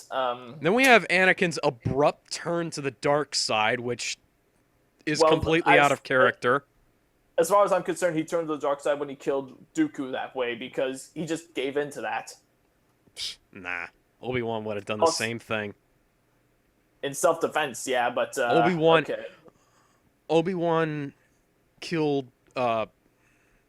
Technically, he did Darth this. Maul. Yeah, it was almost the same circumstances. Okay, I'll give it that much. But let's be honest, Darth Maul was being an idiot. Duh, he's firing at me, duh. Stop! Oh, I've been sliced in half. I can't use my force powers to push him down the tunnel for some reason. And I can't lift my arms. Why can't you lift your arms? Did you read the script? Oh, what's that on the ground? Is that the script? Yeah, that's because he read the script. That's why. That's the thing, is that they make these great moments without actually having any reason for these great moments to exist. Yeah. Now we must leave before more security droids show up. Oh yeah, the security droids. They're a real threat, right? Yeah. I mean, if this was a D&D campaign, and they would literally just be sitting there or waiting for more droids to show up. It's like Dynasty Warriors, basically. Right. That's basically what it is, or Hyrule Warriors, whichever game you prefer. Dynasty, Galaxy Warriors, you could call it. Oh yeah, that works. That works. Jedi or something like that. So then they escape with Obi-Wan. They get captured in the shield. Grievous, if you're going later on, we see Grievous scuttling the ship. Wait, were you going to do that the whole time? Why not scuttle the ship while they're still trapped in the shields? They give trapped in the shields, or just shoot them right then and there. Yeah. Because logic, that's why. I mean, if they disabled the guns or something, and sure, but they didn't explain any of that. Yeah, and then a Star Destroyer fires upon the ship. That's General Grievous' ship. Doesn't everyone know Palpatine's being hidden on there and 2 Jedi are trying to save him? Yeah, that's... I'm getting a bit of echo from your side, Alex. How's this? Hang on. Okay, that's better. Okay, yeah, so, you got what I said about, them attacking Grievous' ship, right? Yeah, it didn't make any sense. Shouldn't they not fire on it? Shouldn't they know there's a rescue mission going on there for Palpatine? Yeah, and, by the way, hey, there's... Rewinding back to Attack of the Clones, why did Padme leave Jar Jar in charge? She knows he's dumb. Yeah, there's that. Leave Jar Jar in charge. Literally anybody else. Literally anybody else would have worked, because Jar Jar would have just run off and hidden in a closet. I'll hire the janitor down the street over Jar Jar any day. I think Obi-Wan knows a few bartenders who could have done the job better. Yeah, and also Yoda throughout the movies. There's one part when when Palpatine is discussing having emergency powers. Yoda's basically there. Duh, I'm just sitting here. What are they talking about? Duh, I'm so confused. Freaking Sith Lords, man, right in front of you. How does a legion of freaking Jedi not notice that? Yeah, they're right in front of them. They don't think there's something strange about this guy. Maybe it's that he talks so obviously evil. Yes, he talks like this. I am totally not an evil Sith Lord. I am a legitimate to the dark side. Yeah, and then at one point in Attack of the Clones, Anakin says the Chancellor doesn't seem like a corruptible person. Not corruptible per se, but outright evil, definitely. I wouldn't assume he's evil, but I would definitely assume there's something strange about him. It's like, hey, Palpatine, what's going on? Why are you talking like that? Oh, I'm just being Chancellor, doing Chancellor things. Because Let's be I'm honest, evil. The only good thing about Revenge of the Sith is Ian McDiarmid as Palpatine. How do you not love his performance? You know what I mean? It's a good performance. It's just that why did he turn all old and wrinkly at the end of the movie? Well, the thing about it, with Return of the Jedi, I just assumed he looked that way because he was really old. But here, apparently, just Samuel L. Jackson reflects lightning in his face, and he's that way. Well, yeah, But why Luke are they had able lightning to... all over his body. But Luke had lightning all over his body. He was fine. Right, and we look at him again in spoiler warning. Get a look at him again in Force Awakens, and he doesn't have wrinkles like that. No, I mean, he's old, but he doesn't Palpatine's look not like in Force that. Awakens. No, Luke. Palpatine's not in Force Awakens. Oh, Luke, yeah. Yeah. So there's that. So Palpatine, he's in about Ian McDiarmid. Whether he's being just evil, angry, mad, laughing, happy, enjoyable, he's just evil, and he knows it, and he loves it, and he's just having fun with his performance. That's what I love. I think that's kind of why I like him. He has a clear goal, and he's evil, and he knows it, and he loves it. I can appreciate that. It's just that I can't really appreciate the The dialogue. yeah, the dialogue and the fact that he's That's more obviously Lucas's fault than Yeah. McDiarmid's. I know that. You can't. Good actors can only take something so far. Yeah, and so we get to that. I would teach you the ways of the Force, Anakin. My master taught me the ways. You don't find that suspicious at all, Anakin? Anakin Skywalker, the kind of guy who was already established as being kill crazy when it came to the Sith, doesn't and automatically lop off Palpatine's head when he finds out that he's a Sith Lord. Yeah, and also, who thought it was a bright idea to make him an undercover detective? It's very dangerous putting them together. Okay, then don't put them together. Don't enlist Don't enlist the most incompetent choice to be an undercover detective as an undercover detective. Instead, maybe bug his office, maybe. I don't know. Yeah, or you could... Oh, I don't know. Well, maybe you could try and maybe look into... Force. Well, I was saying, Use the Force, I was maybe? gonna say, use the Force, but also look into Dooku's, what was his real name in that? I think that was his real name, Dooku, but his... Oh yeah, Count his Tyrannus. His name was Darth Tyrannus. Okay, yeah. Maybe look into Dooku's communication history. Yeah, something like that. That could work. Because all of his equipment was Jedi issued. Yeah, they could obviously do that. So, and also they act this way. They act this way as if they've never encountered a Jedi gone rogue in their life. So, like, have no Sith Lords ever been Jedi until Dooku, or have all Sith Lords been former Jedi? What is this? That's the thing, that's one of the many breakdowns that it has, is because you don't really understand why the... I'm still getting an echo from your end, Alexander. I'm getting nothing from you. Well, I'm definitely getting things... I can hear you clearly. I don't have an echo. Okay. But yeah, the thing is, this has always been somewhat inconsistent because they don't tell you... the expanded universe says that the whole Darth Tyrannus... Not Tyrannus. The whole Rule of Two thing came around on... like hundreds of years before the Oh yeah, I remember that Darth Bane. Yeah.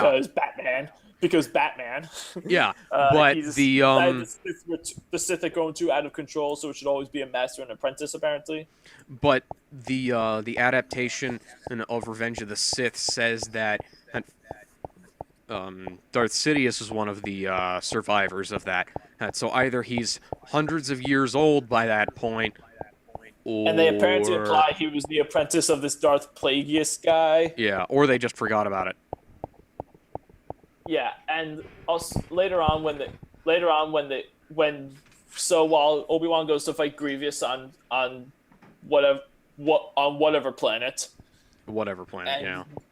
Yoda goes to Kashyyyk because it's a system we cannot afford to lose because Wookiees. Chewbacca, that's why. Yeah, because we needed our requisite Chewbacca cameo. Yeah. And CGI Baka. The Wookiees even do a Tarzan yell at one point. Mm-hmm. And, do you remember that? Kind of, yeah. So, I'm just going to bring up something that I think is incredibly contrived Obi-Wan not reacting when Grievous pulled out those 4 lightsabers. Like, disregarding the expanded universe, like, we don't know about the Clone Wars. We don't know that they've had multiple counters up to this point. Obi-Wan is basically just standing there still, doing nothing, while Grievous pulls out his lightsabers all super fast, crazy. He's not reacting at all. He doesn't even flinch. The Probably lightsabers because that Grievous stole from Obi-Wan's dead friends, by the way. Probably because Ewan McGregor had no idea what he was supposed to be looking at. Well, yeah, because it was CG. Yeah. And later on, like, I think Chancellor Palpatine's a Sith Lord. A Sith Lord? What? Yeah, because it's not like he's the single most obvious person in the entire freaking plot. And then when Windu goes with the 3 other Jedi, they get slaughtered down easily. This is a problem. This is a problem with movies in general. They don't know how to show how good someone is at what they do, so they often resort to making the opposition go down like wimps. Yeah. So then Windu and Sidious fight. Anakin shows up. Well, this obviously evil guy is giving me a vague promise of a power that he apparently has had, but he hasn't confirmed to me. And Samuel L. Jackson is giving me clear instructions. So long, Samuel L. Jackson, die! By the way, that was not Anakin who killed Windu. That was Palpatine. Yeah. So then, like, good. To cheat death, only one has discovered. But if we work together, I'm sure we can discover the secret. Here's how I would have... dude, wait, can't we do it now? Oh no, what have I done? I've been tricked. I killed Samuel L. Jackson. Who's gonna be Quentin Tarantino's muse now? Like, dude, as soon as he said, "I'm sure we can discover the secret," and lightsaber to the head. Yeah, he should have realized he'd been tricked. I killed Samuel L. Jackson for nothing. Now who's going to play Nick Fury in the Avengers and be Quentin Tarantino's muse? So then Completely out of character for Anakin, by the way. Just complete shift of character there. Especially if you're relying on the expanded universe like Lucas was at that point. Also, the Clone Wars, it's a war with no consequences because life continues on as normal on Coruscant. Nothing seems to have... Well, the Clone Wars aren't even really shown. Yeah, also, it seems like a faraway affair on Coruscant. If you're some average Joe on your way to work or something, you wouldn't even realize the whole thing about the war, and the fall of the Jedi probably would have meant nothing. So, the rebellion against the Empire, congratulations, guys, you won! No one cares! Yeah. But, And then when he goes to assault the Jedi Temple, how many Jedi Masters did you see him kill? Well, you didn't see any Jedi Masters. You didn't see any... I mean, the only Jedi you saw was Anakin. Were kids. Yeah. All we saw were kids getting killed. Kids. He's not this... He's a bully. He's a bully. Well, did you see what Anakin... The stuff that Anakin did in the expanded universe? He didn't actually kill any kids. He just sort of shepherded them off to different planets and trained them up to be his apprentices.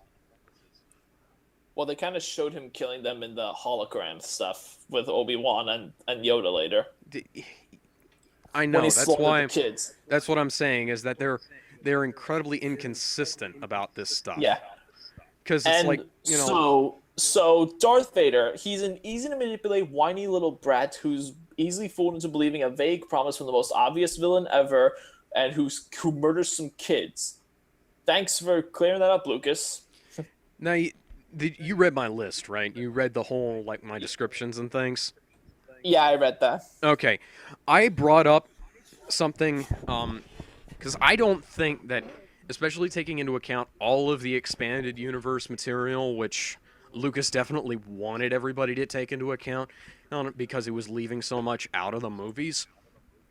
Problems average moviegoers just want to see a movie. Taking all of that into account, Anakin Skywalker was the most pure-hearted of the entire Jedi Order. But we never see that in the movies. I know, but that's taking that into account. Yeah, that's there another was issue. No reason for Anakin to turn to the dark side. There was no reason for him to believe Sidious for a second. Except we need to give him the Darth Vader suit. Vague That's basically the nightmares. That's the problems. That's Mm-hmm. the problem with that. As I mentioned earlier, Darth Vader was really nothing more than some weirdo in a suit in the first movie. Right. And that was what made him intimidating. We didn't know who he was. We didn't know where he came from. Yeah. Anakin should have been a smaller part of a larger story. Right. All right. That. Also, there's certain first sections of Revenge of the Sith. You're so beautiful. It's only because I'm so in love. And what happened that made Padme into the badass warrior we see in the first two movies, into this flirty, smiley little chick in a nightie? Yeah, she definitely. Luke and Leia should have been born off screen. They should have already been. They should have already been born. They should have. And then Padme could have been kicking ass alongside them. And then Leia, I don't know. Maybe we could have had some excuse for why Leia said that she remembered her mother. Yeah, like Luke has no memory of his mom in Return of the Jedi. She asks Leia if she remembers her real mother. And she died while she was little. So how do you remember this woman who you last see as an infant? Yeah, and then there's the other thing is that, Anakin killing Padme doesn't make any sense. Like, you're with him! You brought him here to kill me! Force choke. Let her go, Anakin. Let her go. Duh. Okay. Because I've turned into the stupidest person in the world over the last half hour. And he as he's force choking Padme, as Obi-Wan tells him let her go, he goes, it's more like, duh, okay. Yeah, I mean, honestly, what I said, I said in my list that one of the Jedi should have been responsible for her death, like some sort of ultra orthodox religion or radical. Well, yeah, that's what I was saying. Some sort of ultra orthodox radical Jedi who treats their code as religion, and more so than the rest of them do. Who have that guy kill Padme, and then have Obi-Wan weave some tale of the duel between Anakin and Darth Vader, Yeah, something like that. And that's pay another off, issue. Like, pay off everything from the originals. We'll have Anakin Skywalker be the rebellion's martyr. Yeah, something like that.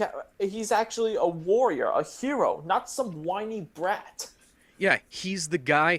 And then Anakin Skywalker was a freaking celebrity. How did nobody notice when he disappeared? Yeah, and then when Anakin and Obi-Wan are fighting, just end this already. It goes on forever and never stops. That wasn't really an issue, I think. It did go on for a bit too long, but it needed to be long. What I hated was the climax. I have the high ground, Anakin. So did Darth Maul. So did Darth Maul, and you chopped him in half. I guess he could have learned from that, but dude, you're like 8 feet above ground. Can't Anakin just simply fly his piece of machinery? Your point of view, I have the lava ground. You have the lava ground. From my point of view, you have the lava ground now. Lava ground. Lava ground. From my point of view, you have the lava ground. I love that scene. Yeah, I always thought that Anakin... You guys are awesome. You guys are awesome how it should have ended. Shouts out to you. I always thought that Anakin had a massive point there, or when he said, from my point of view, the Jedi are evil, because they really did come off as pretty freaking evil to me after a while. I wouldn't call it evil, just more corrupt and ineffective. And it's just that it's more stupid to me. In any other movie, rather than evil. Well, yeah, but in any other movie, they would have been in the villains, or at least assistance to the real antagonists. Right. They wouldn't have been in the designated heroes. Anakin Skywalker and Obi-Wan also, to they take a certain extent. they take babies. Yeah. They take babies apparently because Their that's child? the only time you can train. That's the only time you can train a Jedi. Oh no, you're 5 years old. You can't be trained as a Jedi. And it's like, oh wait, except for all of those times when we've trained Jedi who are older than babies, and it's worked out perfectly fine. Yeah, like, why do you kidnap these kids? Because it's easier to indoctrinate them, I guess? And it's like, why is there no explanation as to why Jedi can't have relationships? Two twins blew up a planet. Yeah, that's totally how it happened. Wait, what? Okay, this is how it was explained in one of the This is Star Wars. This is an expanded universe, Yeah, right? in one of the Star Wars Dark Horse comic books, Qui-Gon explained to young Obi-Wan on why Jedi can't Can't fall, have marital yeah, relationships. can't fall in love, and the reason was there was this one Jedi Master, or he found these two orphaned twin boys. They He adopted them? Yeah, he adopted them. He raised them as his sons, and then they got some sort of there was this distress signal. They responded to that. They met this girl. One of them had a scar on their arm from when they were little. Well, they both they both fell in love with the girl, but the girl only liked one of them. And then the one tried to pass himself off as the other, but he had the scar on his arm, and so she realized that wasn't him. And then they fought over the girl until they force exploded a planet by accident. And that's why Jedi can't have relationships. Okay, destroying a planet, I guess I can understand that, but really? There is absolutely no reason why they would do that. They were just having a freaking lightsaber duel. Okay, like I guess with exploding a planet, I can sort of see that, but still, it seems kind of ridiculous. That's a 1 in a million chance there too, by the way. Yeah, like how does them whining and about fighting over a girl lead to a planet blowing up? They killed their father. They killed the girl.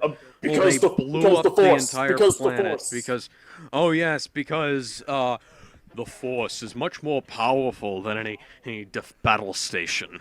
Yes, it is, but I didn't expect that to be literal. The Force can do this, apparently. Why is this Force even being utilized? Why isn't the galaxy hunting down both Jedi and Sith to prevent this Force from being utilized to do this again? That's a good point. Actually, that sounds like now that I think about it, that does sound like a better idea. Yeah, Have the government hunt down both the Jedi and the Sith. right. And it would make perfect sense because then yeah, it's just I'm thinking about that the way this spawned, and it's like it doesn't the premise is so insane. And then when, like, with Yoda fighting Sidious, not if anything to say about it, I have. Why, movie? Why do you want to make me want Frank Oz to shut up? He should have just said that line straight. Part of the problem with that He shouldn't. That was Yoda the shouldn't have backwards said that line talking. at all. He's above an old line like that. yeah. And then they fight. How impressive is it when Ian McDiarmid is just dancing around and he doesn't even know what he's looking at? I don't know if that's a trick question on that because everything else, all the other CGI fight scenes were kind of bleh. Boring. Mm-hmm. Also, lightsabers are everywhere. The thing about it, lightsaber fights are not so much about the fights themselves as much as what's happening. Like Right. Vader and Luke in Return of the Jedi, final confrontation between father and son. Obi-Wan and Vader in A New Hope. Confrontation between Master and an old apprentice, and then Luke and Empire Strikes Back. Confrontation between guy who killed his father, between guy who wants to pay back for his father. oh, guy who killed. We forgot to mention this during A New Hope. Have you ever seen the Biggs Darklighter scenes? Oh yeah, they added that in after this for the special edition. I don't mind that. I think it actually works better because it gives us a taste of the friendship he had. I like Because Biggs Darklighter. I don't know. Why was that cut, anyways? I don't know. I read the novel that That's what. Lucas wrote that was based on the final version of the movie, and Biggs Darklighter was in it, and they had this sort of running theme. They called Biggs and Luke the shooting stars, and they said that nobody could ever stop them. And at the very end, right before Han flies in with the Millennium Falcon, and Biggs is doing his damnedest to keep Vader off of Luke's tail while he's flying in the Death Star trench, and Vader. I wish they showed clips. that. I wish Yeah. they showed that in the movie. Vader clips his X-wing, and when Luke is so in the zone that he doesn't realize that until when they're doing the whole the check to see who's still there because of all the chaos, and he realizes, wait, Biggs isn't here. Oh no. Oh no! Yeah, Yeah, and like, then they realize, and then he repeats I wish they that. showed that in the movie. Yeah, and then he repeats that we're a couple of shooting stars, Biggs. Nobody's ever gonna stop us. So And that compounds Luke's motivations for Empire Strikes Back, because he killed Darth Vader. As far as he knows, killed his father, as well as his best friend. killed his mentor, and killed his best friend. Yeah, Vader's basically taken everything from Luke. And his aunt and uncle. Oh yeah, that too. And so Darth Vader has literally taken everything. He killed the only family he ever knew. He killed his mentor. He killed his best friend. Yeah, and that compounds it. That shows, Why Luke is so into this. Yeah, it's like literally everything has been taken from Luke. Luke at this point, the only thing he's got left is the rebellion. Yeah, and with nothing left to lose, he just goes all out. Right. And that's the Luke Skywalker that I like. Not the Yeah, he's a hero. Yeah, he's not space Jesus like Anakin was made to be. Yeah, and they practically tried to turn him into Space Jesus in the expanded universe in some novels, but I tend to not regard those as canon.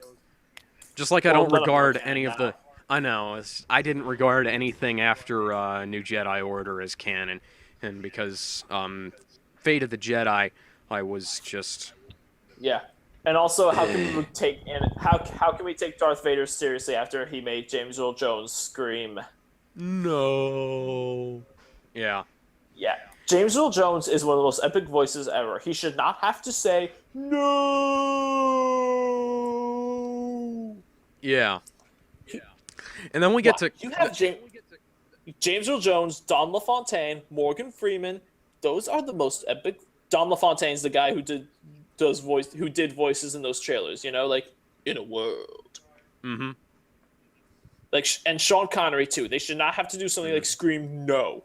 Yeah, and then we get to the Clone Wars. I love the Clone Wars. The Clone Wars is the movie. I admit it's not as good as the TV show, but it's not that bad. Why do so many people dislike it? I don't really know. I mean, I liked it, but it's just another one of the many reasons why. Okay. Yeah, it's just another and the TV show adds to the many reasons why Revenge of the Sith sucks. It's not good, but it's not bad. It's kind of like a B- C+ to me, the Clone Wars movie. The show I really like, though. Yeah, one of my favorite books of all time is Star Wars Wild Force. Not Wild Force, Wild Space. Star Wars Wild Space. It's set during the R2-D2 arc of the Clone Wars. And yeah, it shows you what Obi-Wan is doing during the meantime. Obi-Wan and Bail Organa are they're off on this. Yeah, they're off investigating some stuff. It's a really powerful book. It's amazing, but it's one of the many reasons why Revenge of the Sith doesn't work, because it just compounds Anakin. Yeah, it compounds Anakin's reasons to not trust the Sith at all. And I like the voice actors a lot in Clone Wars, like James Arnold Taylor, especially. He was great as Obi-Wan. Yeah, I actually kind of liked him more than Ewan McGregor. They actually got Christopher Lee back to voice Dooku. That was good. Yeah. That was awesome. Yeah. So, yeah, I didn't And watch much of Clone Clone Wars is Wars. awesome. I like it though. I haven't seen Rebels. The whole show is on Netflix, Clone Wars, including that last season that was supposed to air, but they didn't finish, so it's exclusive to Netflix. And DVD. Rebels is awesome. Yeah, Clone Wars redeemed Anakin Skywalker, and Rebels redeemed Darth Vader for me, because like I'm definitely gonna have to watch that then. Watch Rebels. Rebels before season 2 came out, they had this little like TV movie type thing that was like 40 minutes long. Mm-hmm. They have Darth Vader in it, and James Earl Jones reprises the role. Of course he does. You know, there's only like one. You know how Anakin's supposed to be the best star pilot in the galaxy? Yeah. We finally see some of that. That's part Yeah. of it. We finally see Vader. He takes on an entire squadron of fighters on his own and doesn't even come out with a scratch. He just wipes them away like they're nothing. Yeah, like he did takes in them out easily. like he did in New Hope. But do you know Yeah, like that. But that was more him just going in a straight line, taking Oh, yeah. advantage of a situation. But he was an open space here. Nothing was around him. It was just him and the starfighters, and he took them down like flies. did you ever listen to the Star Wars radio play? No, I didn't actually. Okay, it's more so based on the novel than it is on the movie, but it's really good. But the weird thing is that James Earl Jones doesn't reprise his role as Darth Vader. In fact, they didn't get anybody back except they didn't get anybody back except for Mark Hamill and Anthony Daniels. Hang on, I'll try and look this up here. Well, there's that. Rebels is a really good show. I do recommend you checking it out. They even bring back Captain Rex from the Clone Wars. Yeah, that's another problem that I have. The clones in Revenge of the Sith. Why is Yoda the only one to realize that the clones are trying to kill him? Yeah, there are animators who grew tired of animating Yoda feeling bad about something, and then when the Jedi are getting killed, they just go down. Oh no, not that one. Not I loved Plo him so Koon, the guy who we've never, nothing. No, And no, we don't also know who this guy is. That death was the stupidest. Dude, you're in a starship. Just eject, man. Yeah, and it's like somebody pointed out how incredibly easy it would have been to survive that fight. But yeah, Yeah, I know. Brock Peters was Darth Vader in the movie, not the movie, in the radio drama. Yeah, okay. But by the time of And Empire's, the thing about Plo Koon, look, I know we want to go for a whole killing the Jedi montage here, but could you make some of them actually better than just average humans? yeah.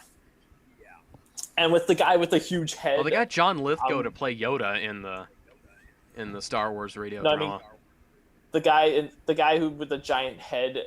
What planet is this? Where are we? Do you care? Do I care? Does the audience care? Does Lucas even care? So long as it looks cool, I get. And a Jedi dies. Mm-hmm. But yeah, that's the thing, is that there's absolutely no context for most of those deaths, and we don't, unless you're a major expanded universe fan, and even though I still had no clue what some of those people were. And we never and Order 66. Why even call it that? Why call it Order feels like- 66? Why doesn't the Republic check the orders that the clone troopers are programmed with before sending them out in the field? I know the clone trooper program was fast-tracked, but seriously. Yeah, wipe out the Jedi like wimps, disregarding how killing Jedi should be one of the most difficult things ever. Let's talk about Order 66 itself. I feel like Lucas basically, okay, what do we do with this one? What about Order 666? Execute Order 666. No, wait, no, too obvious. Too obvious. What about just a 6? Execute Order 6. No, wait, No, not. No, wait. That Sounds sounds like too they don't weak. have any order. That sounds like they don't have many orders to begin with. What about 66? Execute order 66. Yeah, that's good. Let's move on now. Next. But yeah, why are the clones not? I don't believe for a second that there is any kind of. Sorry, that's my little brother. Well, I don't believe for a second that there is any way. What? Hang on, sorry. Sorry, that was just foolishness happening. Yeah, I don't believe for a second that there's any way they could have been able to program those clone troopers to do something against their will, because they're To freaking accurately human kill a Jedi, beings. apparently. They And fight alongside these Jedi for years. Commander and- Cody was one of Obi-Wan's best friends, and he turns on him in a second. No attachments. No attachments, because fear leads to anger. Fear, anger, path to the dark side. Okay, Yoda, tell me this. What isn't a path to the dark side?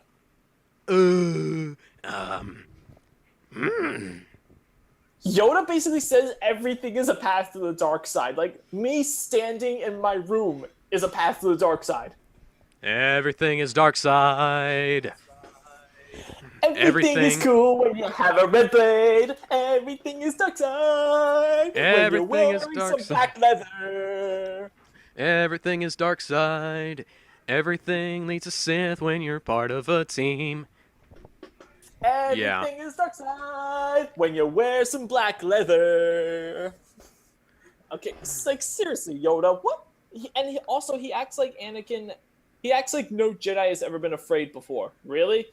And like fear has never led to anything good. It's like Anakin Skywalker was the only human member of the entire Jedi Order. He was the only one who actually displayed actual emotion. Yeah.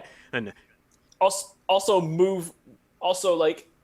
move on from your fear. Let go. I get that, but he's acting like caring for his mother is such a bad thing, apparently. yeah, and I mean, and then the good thing about the Clone Wars and the expanded Clone Wars stuff was that they actually show that they're human. Well, not all human beings, because they are aliens, but they're all capable of emotion. Even the human ones are technically aliens because this isn't our universe after all. Well, yeah, but still, they at least show in the Clone Wars that they're capable of emotion. Yeah, I actually like the relationship between Ahsoka and Anakin more than between Anakin and Padme. It leaves for more convincing why he would fall to the dark side. Mm-hmm. But the way the council treated Ahsoka towards the end of the show. Mm-hmm. Did you see that one where she gets framed? No, Did you see that one where she gets I've framed? read about it. I've read about it though. Oh, so I definitely know what you're talking about. I don't want to spoil it. I don't want to spoil it. Yeah, I don't know a whole lot about it. I do know that it happened. Stop. Sorry, that's my little brother. Okay, well, anyways, let's move on to Force Awakens because we're 2 hours in and we still haven't gotten to that. Oh, yeah, The Force Awakens. What can I describe except that is awesome? It is awesome. You must see it because it is awesome. J.J. Abrams is awesome. Oscar Isaac is awesome. John Boyega is awesome. Daisy Ridley is awesome. John Williams is Adam awesome. Driver is awesome. Yes, and Adam Driver is awesome. Harrison Ford does not act bored and is therefore awesome. Why haven't you watched this thing yet? BB-8 is awesome and one of the most adorable things ever. Go watch it. What is wrong with you? I'd forgotten how big R2-D2 is actually because you see how big BB-88 is. Yeah. Yeah, you see BB-8. I actually kind of like BB-8 more than R2. He's so adorable, Yeah, but you see. Remember how he basically gives a middle finger to John Boyega in the movie? Yeah, that was funny. I love that. Comedy that's actually perfectly timed. Yeah, and John Boyega's like, yeah, we're cool, right? And BB-8's just like I love that. Yep. So, there were a lot of rumors floating around before the release of The Force Awakens. One of them was that Luke was Kylo Ren. Who actually believed that nonsense? Well, who actually believed that nonsense? Who seriously believed that nonsense theory? Not me. No, not for a second. Because if No, Luke not was gonna him. go, The minute it's as believable as Jar Jar being a Sith Lord. I'd actually believe that more because Luke Skywalker is He's like the epitome of everything good ever. yeah, he is like Superman. He's like Well, Superman and Han Solo is from like bulletproof Batman. skin, of course. Aside from bulletproof skin, of course. I mean, like in personality wise, but yeah, Yeah, I Han get it, Solo I is get it, Batman and Luke is Superman. Luke Then I is a guess- Superman who's not invincible. Han Solo is a Batman who's willing to kill. So. And then I sort of guessed that would make Leia Wonder Woman, although that's where the analogy breaks down somewhat. Hey, she's hot. She was hot. Remember Return of the Jedi? Oh yeah. But yeah, Anyone who says Carrie Fisher was never hot, they're a damn liar. yeah. But yeah, I liked the opening. I didn't quite. Like Max von Sydow was wasted, however, I think. I mean, I kind of expected him to be just a cameo, considering you have to Google his name to even know he's in the movie. But it still feels like a waste of a great actor. And Captain Phasma. Wait, who? We never even Oh, saw her she's the- face. Oh, she's the Chrome one, right? You Captain mean that same part? You mean that role that could have been filled out by any regular stormtrooper? Well, that was to set her up for later. I'd love to see more of Apparently her. she survived. Apparently she survived. She's going to be in episode 8. That's good. I'd love to see more of Captain Phasma. I like her. How is she alive? Movie logic, I guess. Well, there was, how is Kylo Ren gonna get off that? Apparently Hux finds him like in the seconds before the planet blows up, I guess. But, spoiler. And then Spoilers again. Spoilers again. Kylo Ren is Han and Leia's son. Apparently he's named Ben, although that doesn't really make a whole lot of sense. I thought he really should have been named Jason, because that's what his name was. Don't give movie pilot any more ammo for more Jason Todd nonsense. No, Jason Solo. Jason Solo was Han and Leia's son. In the In the expanded universe, yeah, and Ben was the name of Luke's son. Oh, just name a mannequin. Just name a mannequin because Leia. Well, it makes more sense. They had a son named Anakin. He got killed by Jason. Oh, really? Yeah, they had a whole duel and everything. Huh.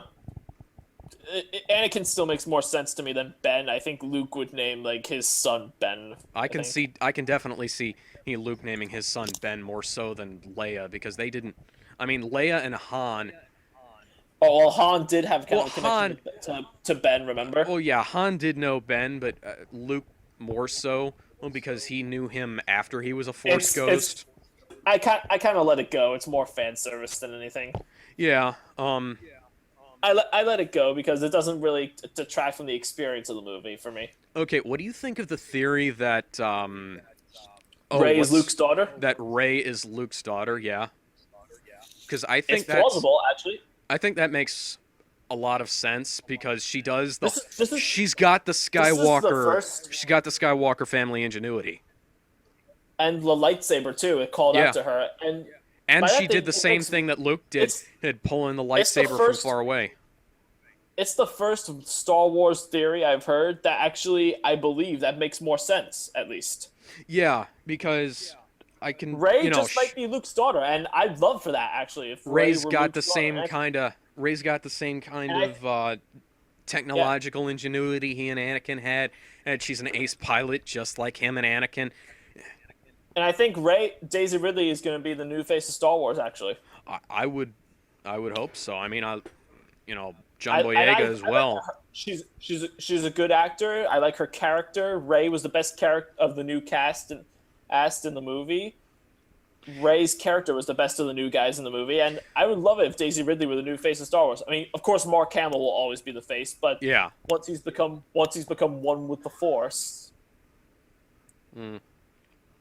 Yep. Yeah. Did you notice that Rey's staff is quite obviously a lightsaber? It kind of looks that way. Maybe it's an old thing that was modeled that way by someone, but doesn't actually emit a blade. It's got to be a But I like dual-bladed lightsaber just because you can see the emitters at both ends and the switches. perhaps, but Is the way she fights with it, the way she fights with the staff, this movie understands visual storytelling. I noted in my review the staff she fights with. She knows how to handle herself with that sort of thing, so it makes sense how she would be at least somewhat competent with a lightsaber later on Right. in the movie. And Kylo Ren, when he's given bad news, he just ignites his lightsaber and just destroys everything in sight around him. He's prone to temper tantrums. He gets mad and he just can't control himself. I like that. That's visual storytelling right there. right. It tells you more about the personality than the actor's yammering and could. Sitting down and talking and just doing that, which is what the prequels were. And Snoke's hologram, like, he's huge, but I don't think Snoke is 25 feet tall. I think the hologram just did that because it's to symbolize how big of a deal Snoke is. The Right. power, how powerful he is, what kind of figure he is to the First Order. Yeah, something that I didn't really care for at first was that they renamed the rebellion the Resistance. But Well, apparently the rebellion becomes the Republic, which we hear of for 1 second before it gets destroyed. well, yeah, it's like I can definitely. Well, no, the New Republic is housed at Coruscant, and Coruscant was not one of the planets that was destroyed. Well, Unless, of course, it was. I don't know. It didn't It look kind like of it looked was. like Coruscant.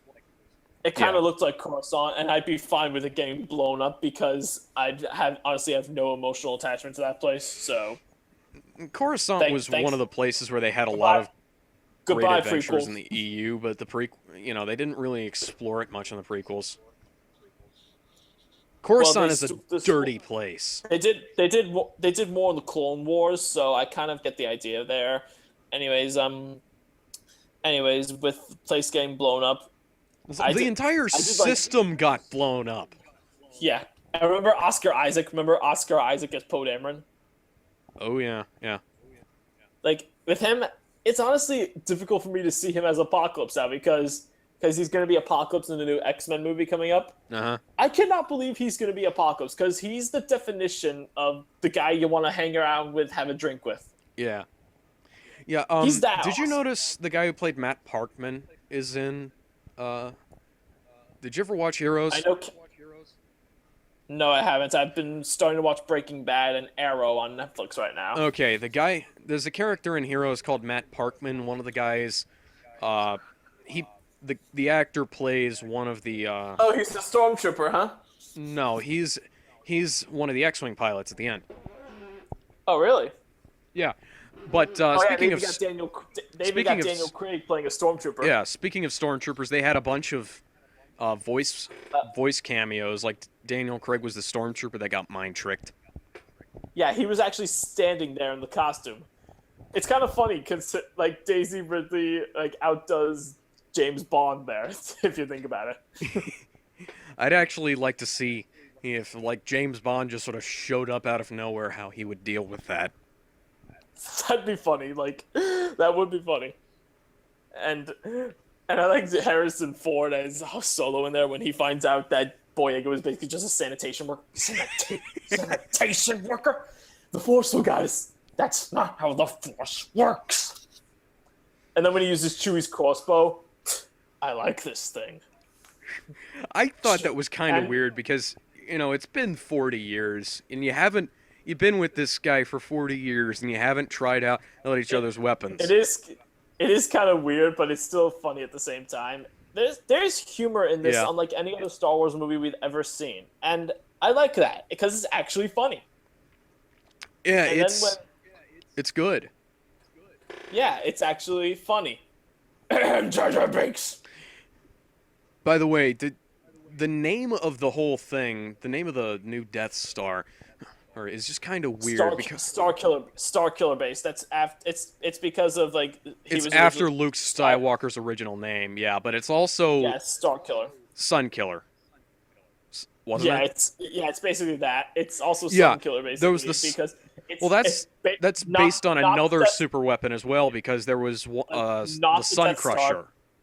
Yeah, not the Death Star, based on the planet, not Hoth. Yeah, that's the thing, is that there was not Naboo, not Tatooine, not Hoth. I literally It just was call like it they, not Hoth. I can call Jakku Jakku, but I can't call this place anything else because I literally don't remember its name. well, it's like Jakku. They didn't tell you what its name was, but Jakku. It was there was nothing to. There was nothing making it any different from Tatooine. It's just It another might as well sand have been planet. Tatooine. And there's like the other place, It might as well. the It water might as well have planet. been That might as well Tatooine. have been. You know, That might as well have been Naboo. I mean, it would have made perfect sense if that had been in like the. just call it Atlantic or Pacific. Why don't you just call it that? Well, I And the- thought and at the planet first they where were gonna go Skywalker- see. They were like and the going planet straight Luke to see Skywalker Leia. is on. And the planet of Ireland that Luke Skywalker is on.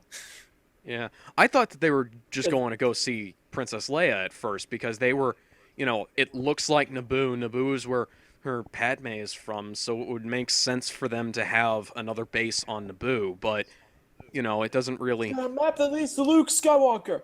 Oh, you gotta be kidding me! Then they get shot down. Yeah. He's got a map that leads to Luke Skywalker. Oh, you gotta be kidding me! I also find it kind of weird that Luke spent so much time looking for the original Jedi Temple when he actually kind of already found it back in Episode 4. Because the temple they were housed in on Yavin was the original Jedi Temple. Stop! Sorry, that was my bro again. Yeah, I couldn't believe that when yeah. I couldn't believe that when I first heard it. I didn't think that was possible. Well, he was never on Coruscant, though, was he? Hmm? He was never on Coruscant, was he? No, the original Jedi Temple wasn't on Coruscant. It was on Yavin. Oh, Yavin? Yeah, that was the temple the rebellion was housed in Episode 4. Oh, wow. Yeah. Okay, then, there's that. Poe Dameron was born on Yavin because Oscar Isaac, Yavin was shot in Tikal in Guatemala, his birth nation. Cool. Yeah, That's nice. I couldn't believe That's a nice little some of the Easter egg. ending. I couldn't believe some of the ending because I thought that the whole, the explosion of the not Death Star seemed kind of a little bit empty. I guess it kind of did, but I did like the way they handled Han's death, though. Yeah, I didn't expect that at all. Neither did I. Like, I know Harrison Ford has wanted his character killed, but the way they actually went with it, just wow. And Yeah. it wasn't some cheap emotional thing. It was like a confrontation, really. Yeah, I mean, And the way I Chewie reacts, I just love that. The way Chewie reacts, he's being the audience right there. He's channeling the audience right there. And he just can't do a shoots Wookiee growl. Kylo, then he kills all the other stormtroopers and just blows the place. And he's just like that. yeah. I'm gonna make this punk pay for killing Han. And I that's love that. that's better than how they killed off Chewie in the books, because that was just that was just there for shock death. Like he's helping refugees get away, but he doesn't make it to the Falcon in time, so planet blows up and he dies. Apparently, that's the way it works. Which technically, that kind of force should have blown up the Millennium Falcon as well, even though they were like 'Cause barely. I've seen the comic panels. It looks close enough. The ship looks close enough. Yeah. And however, one of the best scenes, which was also shown in the trailer, Chewie, we're home. I Yeah. cannot tell you how many times the audience applauded and clapped along to so many things that happened. Like, that ship is garbage. Okay, the garbage would do. Everyone started clapping the Falcon when the Falcon showed up. Then Soon as I saw that, I was Han and like, Chewie showed up. "That's the fastest ship in the freaking galaxy." You chose wisely, even if it was by and accident. I went, okay, the garbage will do, and I just started clapping along so hardly. I just screamed, "Woohoo! Yeah!" in the theater. It was like as soon as they said that, I was like, "Wait, are they talking about the Millennium Falcon?" And then pan over, yes. And then when Han and Chewie show up, the audience just started clapping in the theater for like 2 minutes straight. It's like, something. The freighter that Han was using, that was a Corellian freighter. Oh yeah, Corellian, because I think He's he was from from that planet. yeah, Actually. he's from Corellia. That was one of the freighters that the rebellion used, and it was like when they were saying that's oh no, the First Order's got us in their tractor beam, and I was like, no, that's Han. He likes his I didn't think it Corellian was ships. I didn't realize it was Han. I thought Well, it was just I thought that I was didn't- either gonna I be didn't think it was the Han first or some random pirates. I thought it was some random pirates, not the First Order. But then Han shows up. was like Like, I big thought that idiot- either had to be Big idiot grin on my face. Big idiot grin, wide open mouth on my face. well, yeah, Corellian cruiser. I thought that either had to be Han or somebody else from the rebellion, and because they used those, Corellia was one of the major supporters of the rebellion, and aside from Alderaan, and they poured all out into their shipping and manufacturing for the rebellion, and I saw that. Also, the X-wings were apparently stolen from the Empire. How? Empire never I heard used that's in X-wings. I heard that's in one of the EU's. I heard that's in one of the EU books. Apparently, they were experimental fighters, but they got stolen. Well, no, that was the A-wings.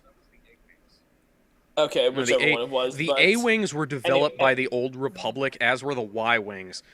The X-wings were something else.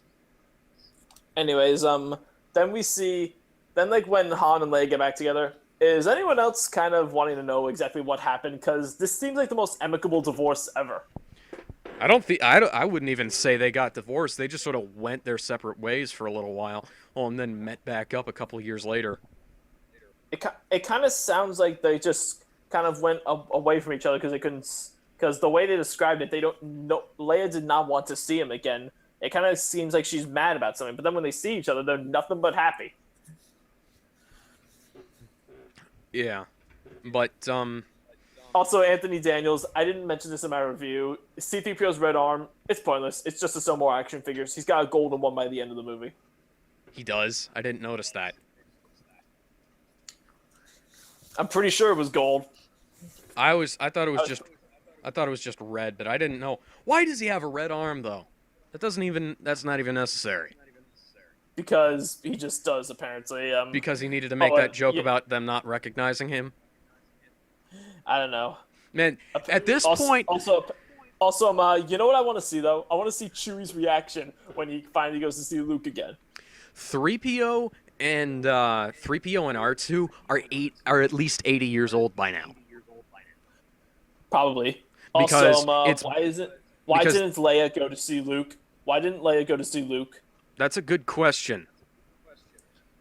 Hasn't she spent pretty much her whole life trying to find him at this point? So she has the opportunity to find him now. Well, he only departed I'm not gonna recently. get on the ship. Well, Another it's problem literally that I been had gone for- is that he's been gone for years. a couple of years maybe, but the thing is that something that I absolutely hate about Star Wars is their tendency to say, "Hey, anything that happened more than 40 years ago is legend now." Luke Skywalker was the man in charge of the rebellion. Luke Skywalker. Well, I can kind of see a lot of this stuff as being unbelievable though, because you blow up this huge battle station the size of a moon with just this one little hole. Seriously, I can see why people would disbelieve that. Well, I can see that definitely, but he was a living legend. He was awarded it by the New Republic. He was a decorated war hero. I guess there's that, yeah, but though his original medal from A New Hope, it probably wouldn't even be known by many people because secret. Well, then again, Jakku, who is off in the middle of freaking nowhere, so who knows? Yeah, that's probably part of it. And John Boyega's character, it's basically a soldier. He described it as like a soldier signing up and learning about one of the great enemies of your country. Mm-hmm. They want to keep Skywalker a myth, so yeah. the part of the galaxy that the First Order is in, they keep all mention of him as nothing more than some made-up thing that the Rebellion made up. Yeah, I can see that. It's like, that should have been... That's the kind of thing they should have had with the clone troopers, them having that happen when they're given Order 66, and but that just shows you how good it is to not have Lucas at the helm anymore. Well, I'm glad that J.J. Abrams was in because he's a very talented filmmaker. I like him as he and Bryan Singer. They're very talented. You know what I mean? Yeah. Yep. And now they got Ryan Johnson, the guy who directed Looper. I haven't seen Looper or anything else by Johnson, but J.J. Abrams apparently likes the script so much. Quote, he directs not. Quote, He I wishes regret he was not directing it. Yeah. Apparently that's how good the script is. I think we're in for something great, whatever Johnson has in mind. So, in your ranking of the Star Wars movies, where does Force Awakens lie? I'm just, give us your general. Number one. Okay, and then give us your general ranking of the movies. Okay, number 1, Force Awakens. Number 2, Empire. Number 3, Hope. Number 4, Jedi. Number 5, Clone Wars animated movie. Number 6. Number 7, Revenge of the Sith. Number 6, what? It's always a tough battle for me on clones and Sith because they're both equally awful. Clones for dialogue and Sith for just. Which one did you put at number 6? Because I didn't get that. 1 was Force Awakens. No, number 2 6. No, I'm going down from again. Yeah. 1 was Force Awakens. 2 was Empire Strikes Back. 3 was A New Hope. 4 was Return of the Jedi. 5 is the Clone Wars anime movie. 6 is Phantom Menace. Only because of Darth Maul and Duel of the Fates. 7 is Revenge of the Sith. 8 is Attack of the Clones. Okay, for me, I'm gonna say that it's 7 Revenge of the Sith, 6 Episode 1 Phantom Menace, Empire Strikes Back is still at number 5. Attack of the Clones is still at number 4. Then we got Clone Wars at number 3. Return of the Jedi. Oh. Damn 8. it. You have to start from 8. Yeah, 8. Okay, so 8 is Sith. 7 is Menace. 5 is 6 is Empire. Or 5 is Attack of the Clones. 3 is Clone Wars. 4 is Clone Wars. 3 is Jedi. 3. I'm having a hard time deciding whether I should put A New Hope The Force above Awakens or or A New below Hope? The Force Awakens. Yeah, because they're both really freaking good. Yeah. And a lot of people say Force Awakens is just a nostalgia trip, and yeah, it kind of is. But that's basically the purpose of the movie. That's basically the purpose of the movie to establish itself. Right. Disney couldn't do anything yet first. First, they had to prove that they were capable hands with the Star Wars franchise and that they understood and respected the franchise and its fans. And I think they did just that with The Force Awakens. Yeah. They had to work on establishing themselves. We understand you, fans. We know what you like, and we're going to work and put effort into delivering this. And that's basically what they had to do with The Force Awakens. And I like that. They showed that they understand the franchise and respect its fans. And that's why I like The Force Awakens. Yeah, that's a really good point. I'm gonna put Force Awakens at number 2 and then A New Hope at number 1. I might change that later, with rewatchings and everything. When 8 comes out, yeah, because I'll rewatch them all, and then I'll watch that and see how it relates. Because part of how I rank it is how it relates to the other movies as well. Also. And then there's Rogue One coming out next year, the first of these spin-off anthology films. Yeah, a Rogue Squadron series would be really cool. It's Rogue just One, that they're basically detailing it as like a war special ops movie, how they stole the Death Star plans. It sounds fine. They're going small, they're keeping it simple. I like that. Yeah. That's a good idea. And they got Forrest Whitaker in it, so that's cool. So is that it? I think that's all we can talk about. I think that's all we got. Cool. So I'm going to go ahead and wrap this up. This has been OLC Podcast, Star Wars. Which episode is this of the podcast again? I think it's 6, probably. Or 5. Something like that, yeah. Whichever one it is, we don't know because we're too lazy to check. Yep. So, audience, I'm Alexander Trevini. I have fun doing these. Please have yourselves a great night. Enjoy. I'm Alex Shannon. I'm signing off. I gotta go walk